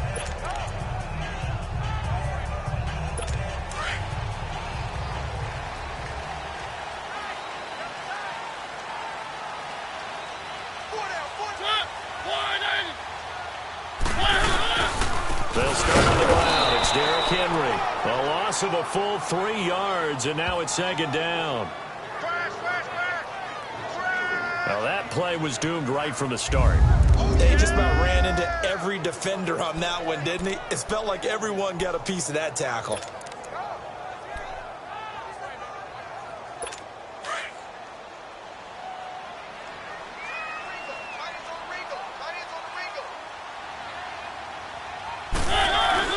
Second down, Mariota.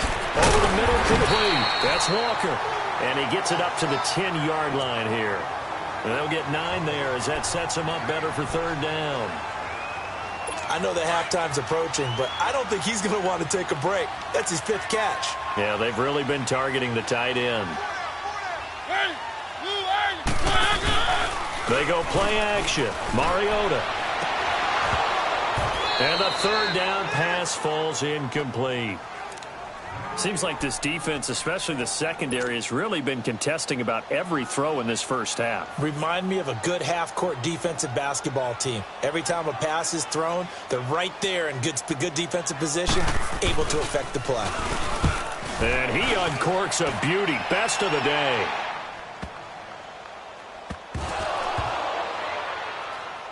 It's picked up by the Titans. So not only do they get the fumble recovery on the punt, but now look at this field position. He almost took it the distance. And the ability to not just make the play, but turn it into something big, that's what coaches harp on all the time. How do we create big plays that'll change the game? And that may have been what it just did. His pass caught at the 4. And the stop will come inside the 5 at the 4. That'll bring up 2nd and goal after the gain of 5. I know many people like to throw to the tight end, maybe in a little flexed out position because he creates mismatches with his size. But slot receivers do the same thing with their quickness, their speed, and their route running savvy. He'll get it up the middle, and that one blown up quickly as he's going to be stopped before he could even get started. They'll wind up losing 3, and now it's 3rd down. Partner, I know we're in a goal-to-go situation, but my goodness. Think about running the ball here, not even a thought, is it? Defensively, they're in a prime spot. And I think the defensive guys are probably expressing themselves to them as well. I wouldn't run it here, guys. You might want to try throwing it. And this is going to be caught by Sharp for a Tennessee touchdown. Tajay Sharp, his first touchdown on the year. And the Titans are able to strike for 6. And it was a tight window. He knew he had to rocket that thing in there. He got it done. And when you're able to complete one like that, your confidence has to just go sky high. You just mentioned it. Tight window, zings it in there despite excellent coverage. Result, touchdown. And this will be a touchback as that sails over the end line. Carson Wentz and the Eagles make their way out to the field. He's got to dig deep here, doesn't he? Team's losing. He's not playing well either. And they always tell you, don't press. You'll make things a little bit worse. But in this particular situation, you try and heighten your play a little bit. So far, he's thrown 1 interception. He wants to balance that off with at least 1 touchdown pass in order to get his team back moving forward. And he's got the veteran here. It's Mike Wallace. And they get him down, but not before he takes it across the 40-yard line.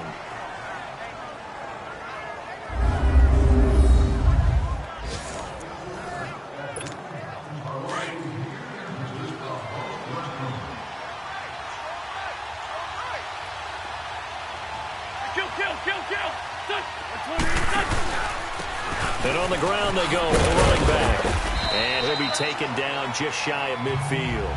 It's a 6-yard pickup, and it gets him to 2nd and 4. And that looked like some pretty easy yardage there right up the gut. And he's a guy that has some height to him. So when you don't have to drop a shoulder or create or get through contact or trash, makes it a lot easier to stay upright, see the field, and make a run as we just saw there. They stay on the ground. Again, it's Ajayi. And he'll be brought down at the 45-yard line. It'll go as a gain of 6 that time, and it moves the chains as well. So many teams want to throw the ball in this situation nowadays, but I love watching a team that has enough confidence to go ahead and run the football in that situation. That's almost a tendency breaker. Wentz now on 1st down. Now they go screen. It's complete. And he'll go down shy of the 40 at the 41. They'll get 4 there out of the screen, and it's 2nd down. So many things have to come together just right for a screen pass to break for big yardage. The blocking, the timing of the pass to the runner, everything has to fit together just right. But on that play, the defense was able to disrupt things and hold it to a short gain. And they'll run it here. And able to push his way forward here for a good little gain.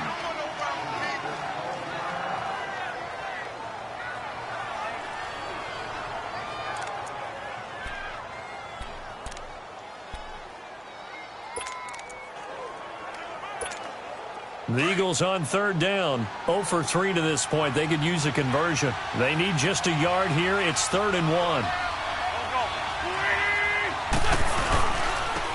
And they'll go on the ground. Yeah, great effort there to shed the contact, and it helps them pick up the first. It's a gain of 4 there, and it gives them a new set of downs. Well, that was big right there because they're in the bottom 5 in the league in converting on 3rd down.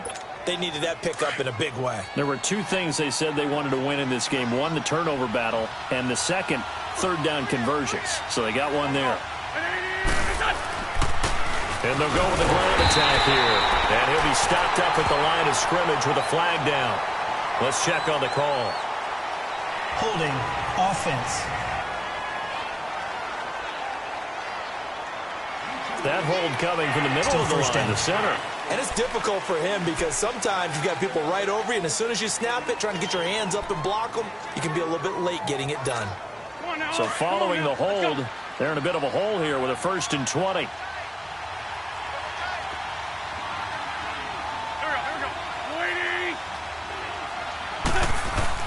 They go play action here on 1st down. And some room to run. And I think the ball's out. It's picked up by the Titans. And they take possession of the football and have it at the 36-yard line. Now we have Wentz here still down on the ground. While the trainers take a look, we'll step aside. Mariota and the Titans break the huddle, 1st and 10 at their 36-yard line.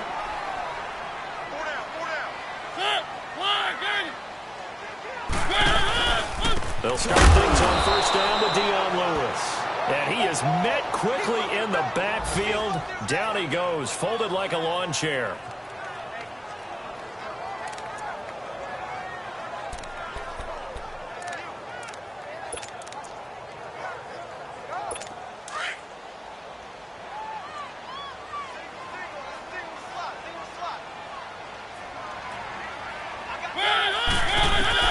Mariota now on 2nd down. Out to the flat. That's complete to his running back. No gain on that one, and it's going to bring up a 3rd down.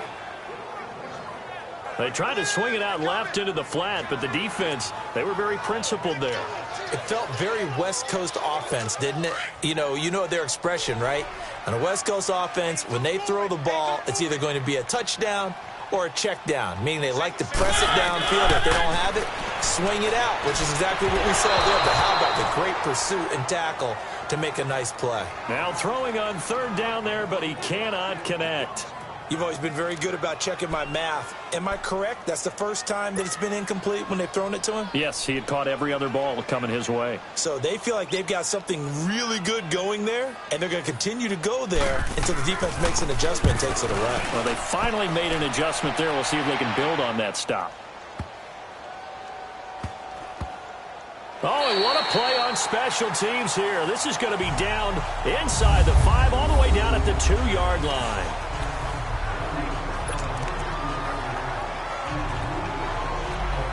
Here comes Eagle offense now as they get set to take over here. And last time the turnover on the fumble, and they were in enemy territory, so that had to be very frustrating. Down on the scoreboard here, can't do it again. You nailed every part of what was frustrating. Trying for the tight end, Ertz, and it's intercepted. Picked off by Kendrick Lewis. And they will set up shop, red zone territory at the 13-yard line. From their own 2, Charles, they opted to throw it instead of run it. We saw the outcome. I think what a lot of teams count on is defenses to stack the line of scrimmage, trying to force a safety or force a turnover there. But if you've got a good defensive front, you just allow them to play the run and everyone else stays ready. And they were, and they picked that one off.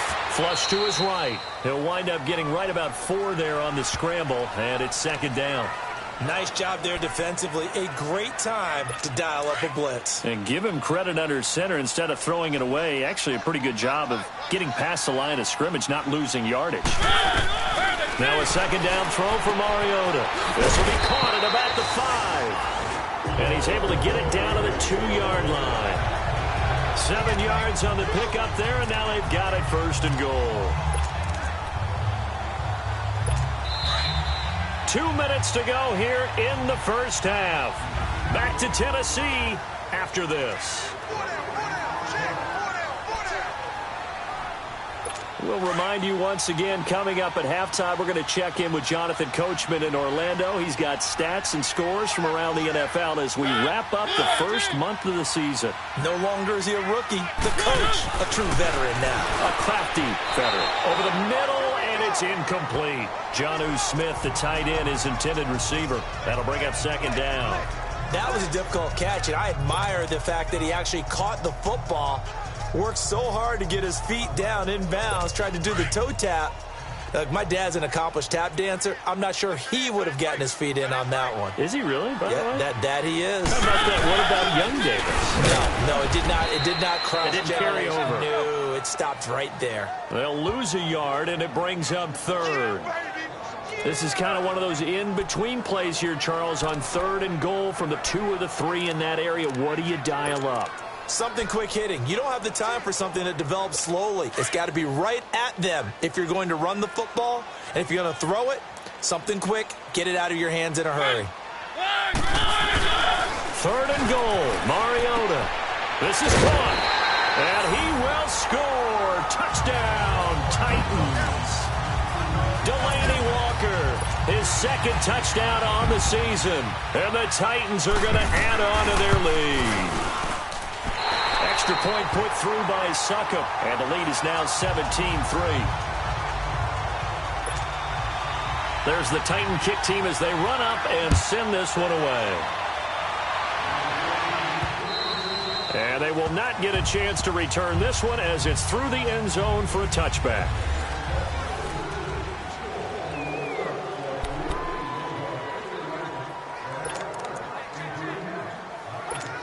Philadelphia getting set to take the field. And last time wasn't pretty. One play and an interception. We'll see if they can do better.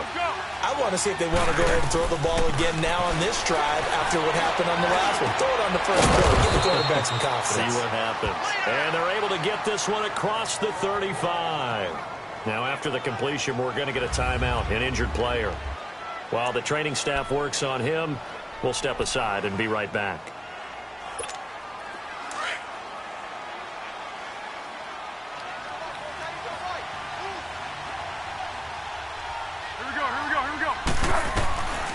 Now Foles. Room to run past midfield. And the reception made by Alshon Jeffrey. 15 yards through the air and a first down. First down now, but that clock rolling.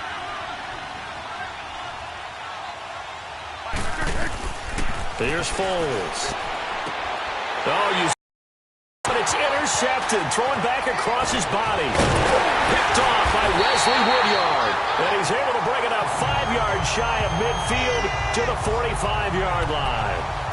That's now his second interception in as many weeks from his linebacker position. And think about all the different techniques he has to employ in a passing situation. Is he spot dropping because it's zone? Is he picking up man-to-man? Is he having to run with a running back or a tight end? In any event, great eyes, head on a swivel, and excellent hands. Yeah, versatility and showing those hands. The Titans going to use the first of their timeouts as they'll stop it with a tick under a minute to go before half.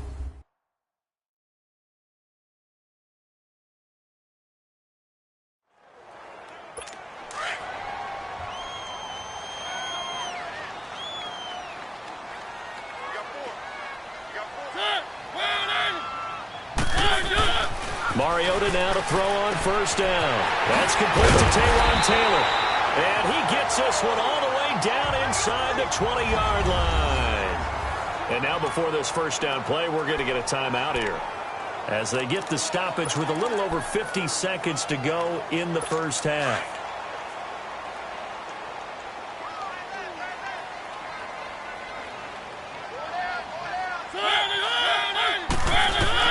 From the red zone now, Mariota.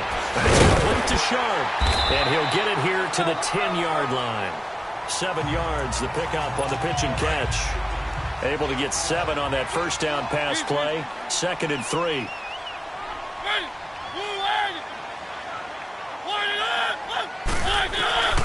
Again, it's Mariota. And this will be caught. It's Matthews for the Tennessee touchdown. Marcus Mariota with his 3rd touchdown pass of the afternoon.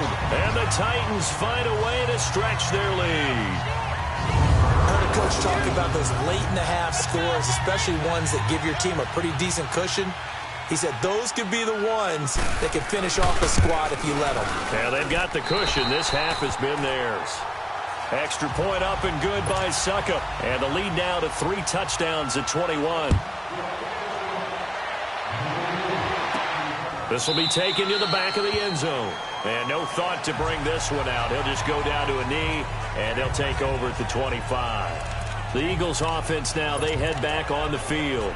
And what do you think goes on here in this situation? If you got the football, you're trailing, you're back in your own territory with just a little time. Do you try something? You're thinking about jump-starting your team, right? You just mentioned it. They're down. They're trying to get back into the game.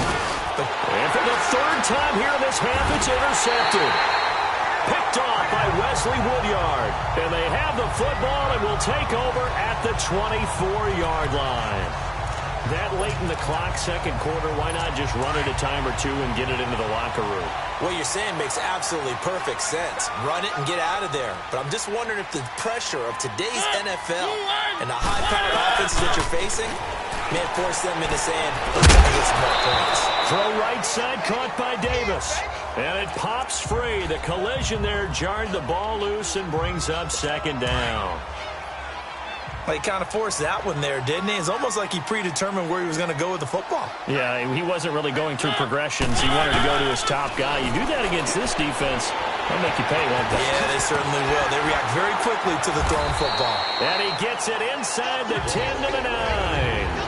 And now we won't see a play on first down. We're going to get a timeout instead, as they'll stop it with 14 seconds to go in this first half. A chance to really cap off a big first half here as they come up on first and goal. To throw Mariota. His pass caught at the 4. And the stop will come inside the 5 at the 4. That'll bring up second and goal after the gain of 5. Final play of the half here. Mariota. Oh, he almost had it. Already with one interception, just missing his second there. All right, folks, eager to get back to this Week 4 matchup. We won't put up a fight. The Titans hold the lead, and they'll get the football first as the third quarter gets underway. This will be taken short.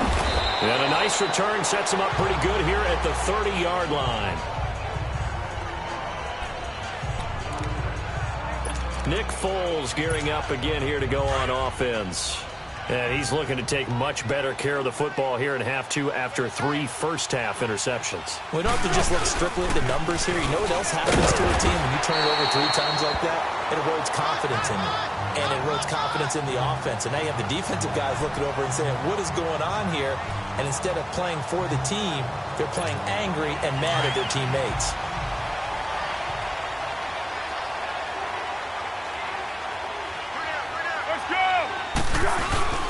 Foles. And his throw here is incomplete. He was trying to get it to Zach Ertz that time. And that takes us from second to third down. This has been a really nice day for the defense. They've made it so difficult to find open receivers because they're able to squeeze the passing lanes down. A lot of what they're doing is communicating. Receivers in one area, receivers in another area. They're almost what they call passing them off from one defender to the next, even in zone defenses, and making it very hard to find an open spot for the quarterback to deliver the ball. And he connects with Ertz. And he'll be taken down, but not before he gets into enemy territory. A good pickup there of 22. Obviously, this has not been a banner game throwing the football. So what you got to do, you got to kind of down focus, don't you think? Find the tight end, take some easier completions. The interception last drive there. He hits the reliable target. They'll look to throw here on first down. Jeffrey reels it in over the middle. And this time he's able to take it down to the 42. 7 yards, the pickup on the pitch and catch. They'll set up a throw. Flushed out right. And he can't find anywhere to go with it. And he goes down. Jarrell Casey in there to pick up his second sack now of the afternoon. That's his second sack of the game. The best defensive ends, they do their homework as much as offensive guys do. They know how to beat the offensive lineman across from them, what moves they need to do to set them up. This guy's been pretty good at it all game long.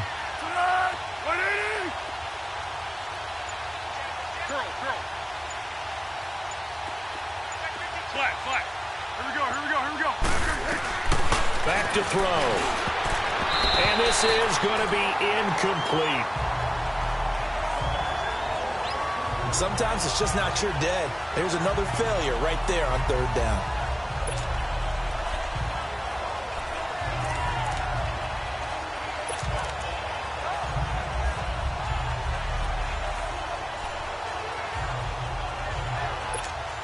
Still just the third quarter, but they've got to make something happen. I think they know that. They're going for it on fourth.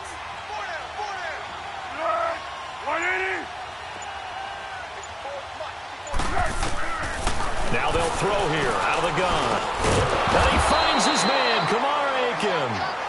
And he's able to get the first before he's taken down at the 36. They were caught in no man's land that time, but the decision to go for it, that was the right one. It's a first down. Here we go. I remember in pregame when we were talking to him on the field, and he took his gloves off and showed us his fingers. A few misshapen ones in there, and now we know why, trying to catch those types of bullets. That was a dart. Yeah, even for a talented receiver, those are tough to hang on to. Give him 9 on the carry that time, and they're set up with a 2nd and 1. Not too many offenses want to turn down long drives, but when you're down what they are, they've got to pay it off with some points. Easy, easy. 180.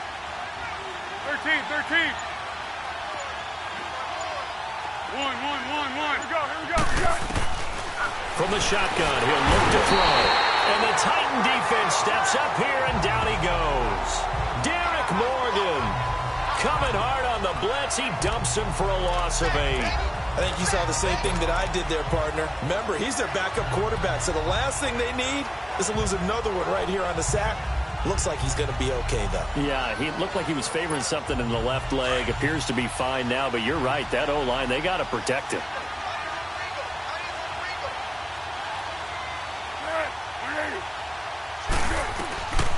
He'll look to throw.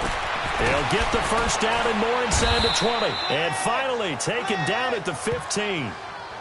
It's a gain of 20 and picking up the first. If you're going to blitz, likely going to leave you in man coverage with this guy, and that is less than ideal. It is, because just about any offense that has an elite receiver, if you blitz and have him in man coverage, you're going to him, even if he has an elite defender on him, because he usually knows where the ball is before the defender does. And they'll try the ground game here with the running back. They stopped after only a yard, taking it down to the 14. Tough day, tough sledding right there, and it's been that way the entire game. Not a whole lot of room to ramble for him. Yeah, you're right. It's been that way all afternoon. Didn't get a whole lot better there.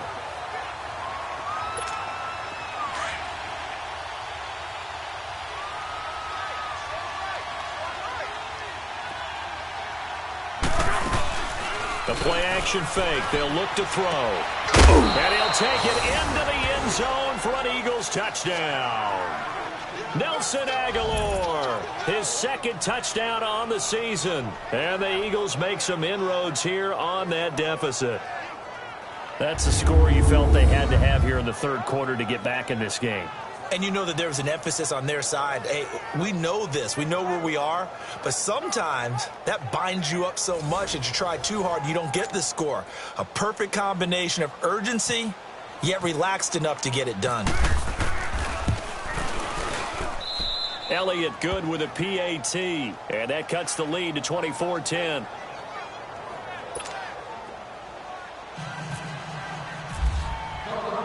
Elliott now to kick this one away. And that'll carry over the back line of the end zone for a touchback. The Titans offense gears up for their first possession of the 2nd half. This is sort of what you would call a put-away drive, isn't it? They score here, especially a touchdown. It's almost out of reach. It certainly feels that way, and I think that they're going to call their plays accordingly, because what you really want to do, even though you know the scoreboard is still up there and the game's going to go on, in fact, you can take the spirit away from another team, that their drive and will to come back and win can be taken with another score right here. It's still 3rd quarter, but you just get that feel. Yeah, they're teetering right there on the brink, aren't they?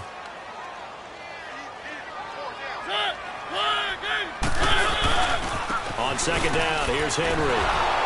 And he will lose yardage and be backed up to the 24. It'll be a loss of a yard, and that's going to lead to a 3rd and 11.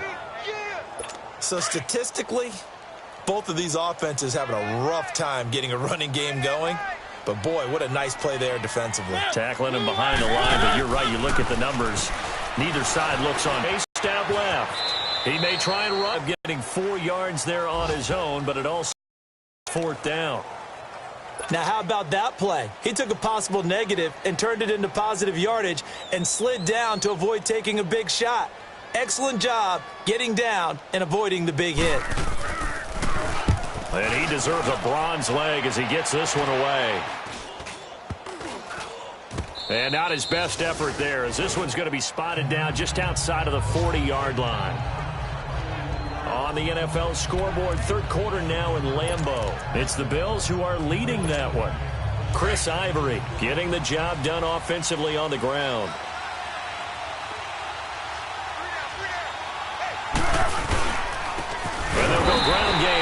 tailback. And that play going absolutely nowhere as he's belted before he could get out of the backfield.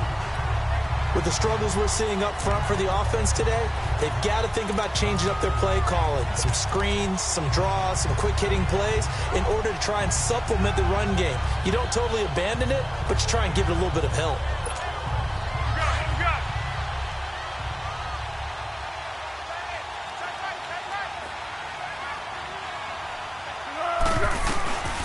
Out of the gun, they'll look to throw. And that'll be incomplete.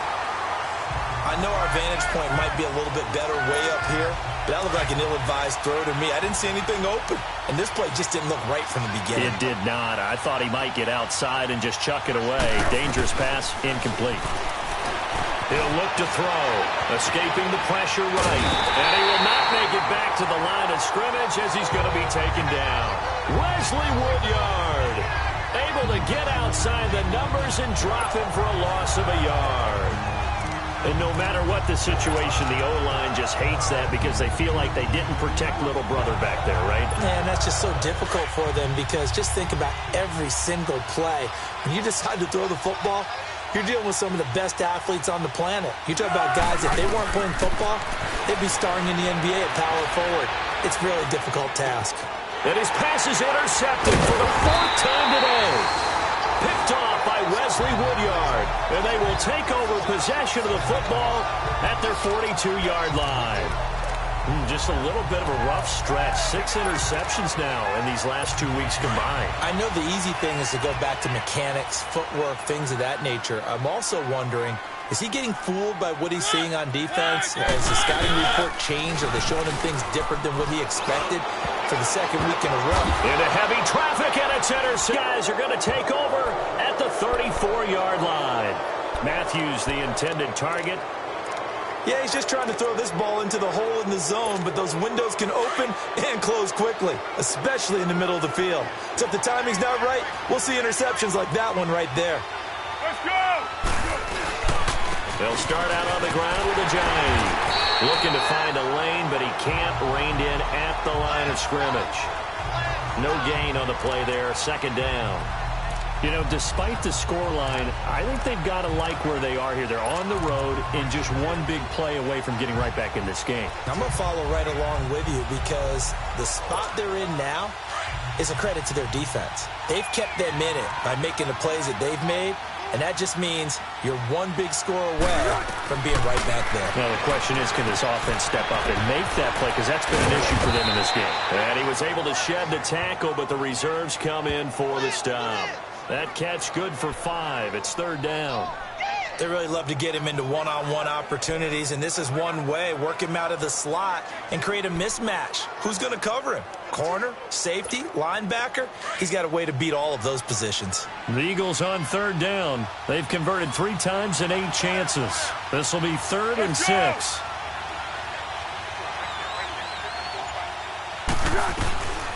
They're going to look to throw. And that is incomplete. Brandon, at least there's one bright side to that incompletion. What's that? It wasn't an interception. Wow. You're a nice guy. That was kind of savage. But correct. No pick, just incomplete that time.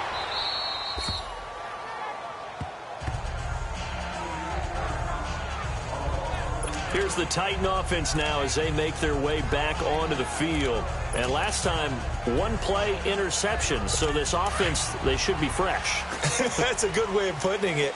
And I can't wait to see what they decide to do with play calling. Because a 1-play drive where you throw an interception, a lot of people think the very next time out, run the football, don't give them a chance. Maybe play action? I think maybe you go play action, show your quarterback, get a little confidence in him, and let him fling another one. First down, Titans, gain of 12.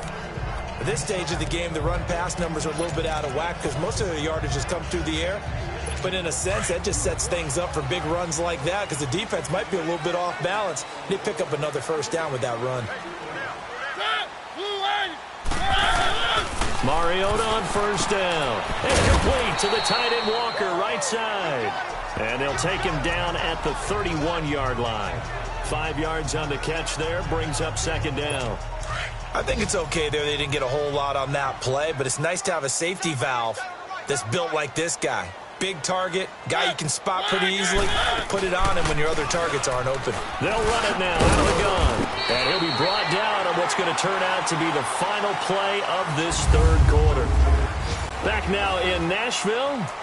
It's the Titans. They've got the football. They'll be looking to extend their lead here as we begin the fourth quarter.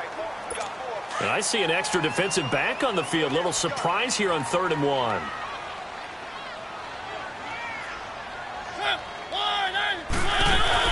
They try again with Lewis. And he's got the first before he's brought down at the 39-yard line. But just 4 yards on the pickup, but that's good enough to extend the drive. Hasn't been his best afternoon on the ground, far from it, but a critical 3rd down conversion. His afternoon just got better. All right, you're exactly right. Hasn't been his best in terms of yardage, but that run there, that's the one your teammates look to you and go, okay, that's what we want from you. That's what we need. Now they have a chance to keep moving forward and a chance to win the game. Nigel Bradham brings him down. Sometime in this fourth quarter, someone on defense is going to have to step up and force a turnover.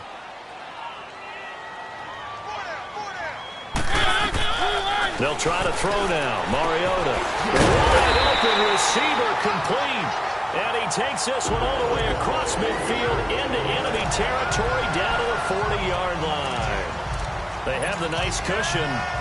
They just want to pour it on right now, still throwing the football. And I know my background says, why do you need to do this? Just go ahead and run out the clock and get a win. But as many people pointed out to me, it's a video game, man. Go ahead and put the numbers up. Sportsmanship, not an issue. Exercise those fingers. And he's going to get this inside the 30. Another nice gain, 13 yards that time, and another first down. Starting to look like this drive, it may be the final nail in the coffin. Well, this is why you work out so hard, right? This is why you spend all that time in the offseason. This is why you have those OTAs and mini camps. For these situations, these scenarios, to run someone into the ground and secure a victory. And he'll be brought down inside the 20 at the 19. A good pickup there, 8 yards on the first down completion. Seeing that play and understand just how tough it is to cover tight ends, especially the ones running around the NFL nowadays, makes me glad I didn't make it in that league. I would have had a really difficult time. But now you get to sit up here with me. Yeah, and that's fun, isn't it? And what a really nice gain right there on first down for them. Brings up a nice second down for them. They'll run it now out of the gun. And forget about finding a lane. He barely had time to look up before he was planted in the backfield. It'll be a loss of 1, and they're going to have a 3rd down.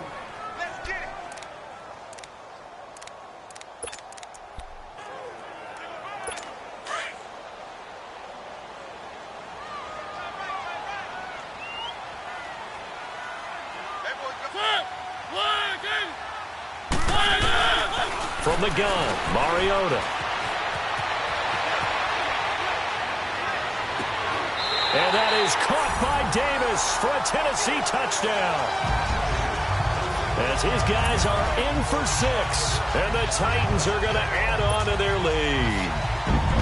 Trying to bust out of that losing funk, and these fans have to like this. And all right, fellas, this is more like it. And I know that if this holds up after the game, they're going to give the fans a lot of credit, being at home, getting the support. But you and I both know it goes deeper than that. They had to get it together in their own facility, look each other in the eye and say, okay, what's it going to take to break this losing streak? And they really came together with a good week of practice. And this will not be returnable. It's out of the back of the end zone for a touchback. Philadelphia getting set to take the field. And with this deficit, you can't have too many more drives like the last drive where you had to punt it away. You know what I would tell my offense right here? The punter doesn't exist, guys.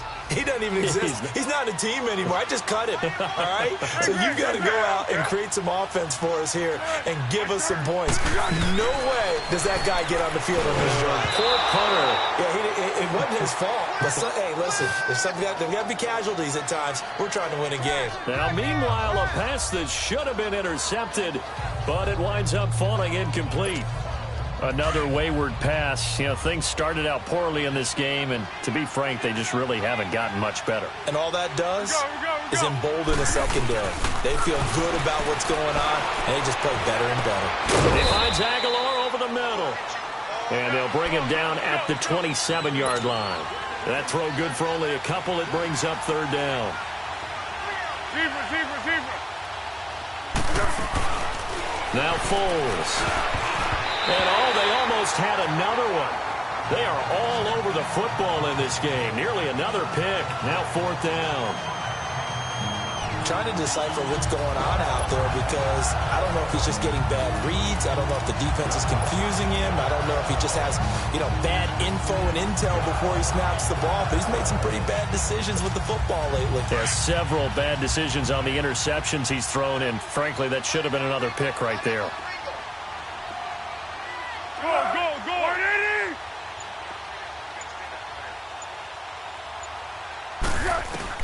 Got to try it here. He's back to throw. Eluding the pressure right. Aguilar has it. And he'll be taken down, but not before he gets into enemy territory. No reason not to try it there, and they do indeed convert on fourth. So operating from Tennessee territory now. Here's 1st and 10 at the 46. Here's Foles. And this is incomplete. He was trying to get it to Jay Ajayi there out of the backfield. And it's second down. A little too much oomph, too much mustard there on that pass. They really turned it loose, didn't they? Really cut loose with that one. Sharp, strong. Didn't lead to a completion, though. Made it very difficult. So now 2nd and 10 after the incompletion on first down. Back to throw now on 2nd and 10. And incomplete there. A nice hit. Jars the ball free and brings up third down. The beauty of being able to play a zone defense when you can sit back and see the ball coming out of the quarterback's hands, guess what? Creates a lot of confusion. It's kind of a muddle in the middle of the field where you go make a play on the football. The Eagles on third down. They're hitting at just 30%, 3 for 10. This is 3rd and 10. Looking to throw. Under pressure here, and down he goes. Sacked back at about the 43-yard line. Jurrell Casey in there to drop him for his 5th sack of the year. Brandon, I think you understand the type of afternoon this offensive line is having. It is a long one for them. Long for you to spend it with me. Long for them trying to block those guys. They've given up a whole lot of sacks, and the speed and quickness of that defensive line is eating them alive. As expected, they're going for it to keep the drive alive. Oh, a battle for it here, and this will be caught.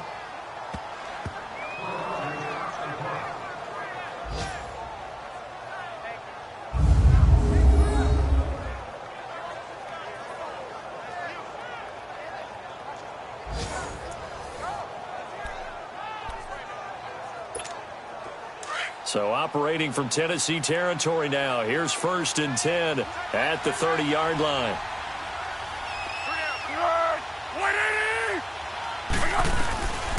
On first down, he'll drop to throw. He couldn't quite hold it. Got hit. Ball pops out. Incomplete. Even without a ton of pressure in his face, it just shows how difficult it is to pick apart his own defense. Those guys are sitting back, and they're not playing receivers as much as they're playing the eyes of the quarterback and when he delivers the ball. An incomplete pass on first down. That leads to a 2nd and 10. He'll try again with the arm here on 2nd down. They set up the screen to Ajayi, and he'll be brought down at the 27-yard line. A good job defensively to hold that to 4 yards, and now it's 3rd down. You got the big lead defensively.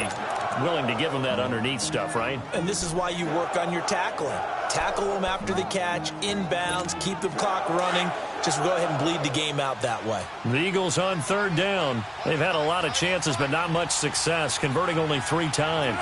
This will be 3rd and 6. They'll look to throw. And this is going to be incomplete. It's always tough for the guys throwing the football when they think they've got a completion and the ball's almost there, and then someone sneaks a hand or 2 in and bats it away.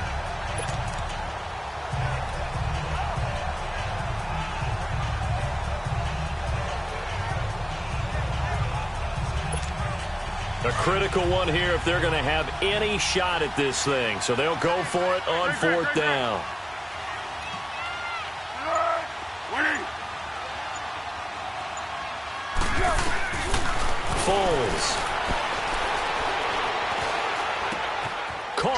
inside. It's Jeffrey. And he gets this down to the 18. Good enough for a first down.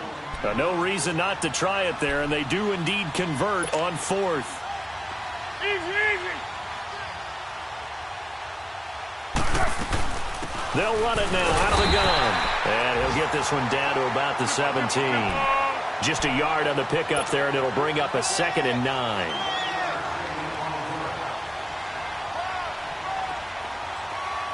One. Now a shotgun snap as they'll look to throw. And he's able to work it here to the 8-yard line.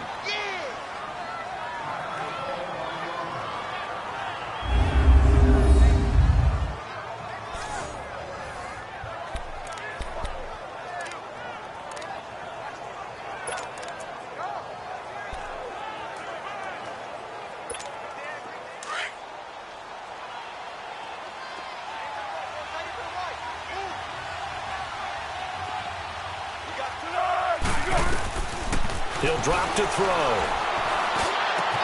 Got a man open. It's Ertz. Touchdown, Philadelphia.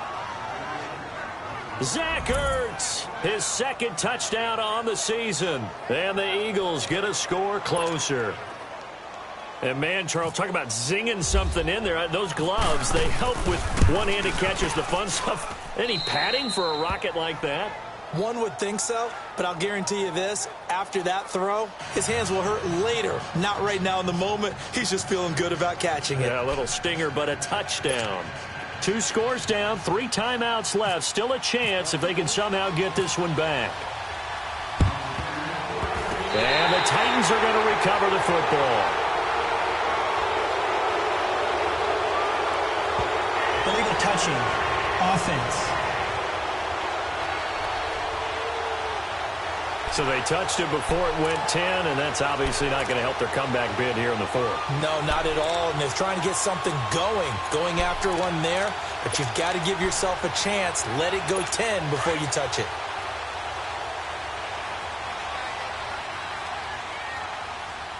Four down. Set.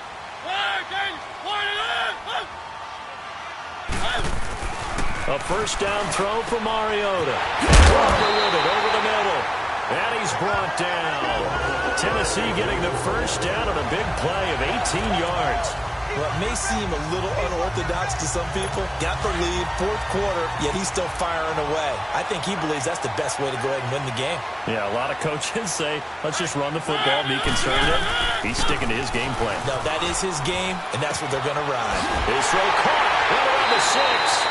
And into the end zone for a Tennessee touchdown. Jonnu Smith, his 2nd touchdown on the season. And the Titans find a way to stretch their lead.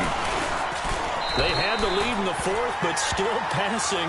Finding the big target for the touchdown. Now that lead grows even more. Everybody gets to join in the fun. You know, it doesn't have to just be the wide receivers catching touchdown passes. The tight end doesn't just have to do just the dirty work inside. He gets a chance to get into the end zone as well. And out now come the Eagles. And that recipe on their last drive that resulted in a touchdown looked pretty good, so they'll be hoping to do that once more. And it takes me back to when we sat with the offensive coordinator and the head coach. They felt pretty good about their game plan and thought there were some holes in the defense, and they exploited them the last time out. Let's see if they can come back and put together a similar drive. And we'll see if they can do just that. And he'll get it up near the 35, right at the 34 here. Give him 9 there on the first down completion. Now they'll throw here out of the gun. Oh, a scrap for the football, and he's going to come down with it. Give him 3 yards and a fresh set of downs.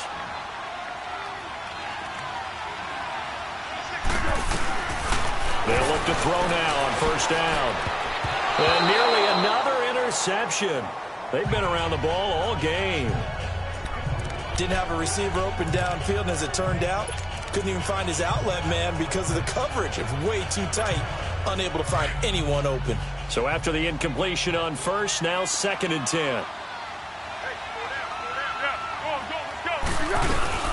On play action, they'll throw. Pressure comes, and the Titans able to bring him down. Brian Orakpo coming on the blitz. He gets him for a loss of 7. Remember, throughout my career here in defensive coaches, I always say, guys, you got to earn the right to rush the passer. But they put themselves in a great spot with this big lead, and they know they've got to throw the ball. These pass rushers have to be salivating. It is pin your ears back time indeed. Now on 3rd and long, they'll look to throw. And he connects with Ertz. And he's taken down right at the 45-yard line. A pickup of 24 on the 3rd down conversion. They'll look to throw here. Flush to his right. Oh, he's able to outmuscle him here as he pulls it in. Another nice gain, 13 yards that time, and another 1st down. Looked like the defense put pretty good pressure on him, but he's able to flush out to his right to try and evade people. On the run, had to get on his horse. Still accurately throws a nice pass for a 1st down. Time for a break. This one, all over but the shouting. We'll finish it after this.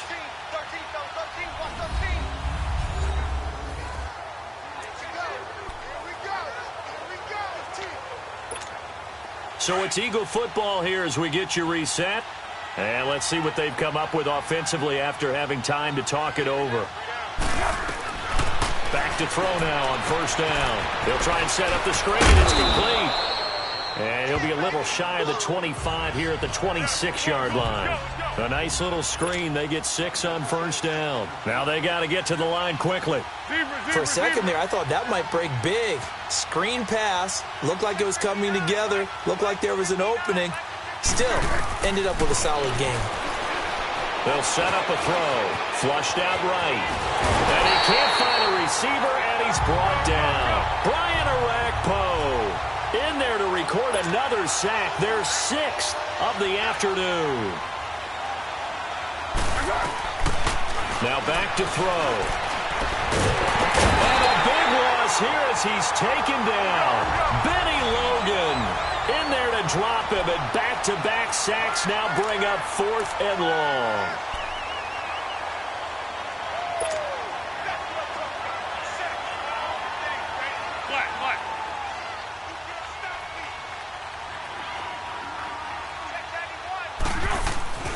They're going to look to throw. Escaping the pressure right. And this is incomplete. They had to go for it with such little time remaining, and the Titans are close to finishing off this football game. So they tried to go for it for pride, but it really wouldn't have mattered. This one, it was already determined. No doubt about it. This one was over a while ago. They've got good starting field position as they come up here 1st and 10. They start the drive on the ground with Lewis. And taking it across midfield and inside the 45. An 11-yard pickup for the Titans and a 1st down. This defense, Charles, they have unraveled here in the 4th. In a sense, it's like they're being pressed like in a basketball game, and they just can't get the ball over half court. I mean, no matter what they do, they can't get off the field. They can't slow them down. They're just going up and down the field against them. Yeah, unraveling would be a perfect word for them.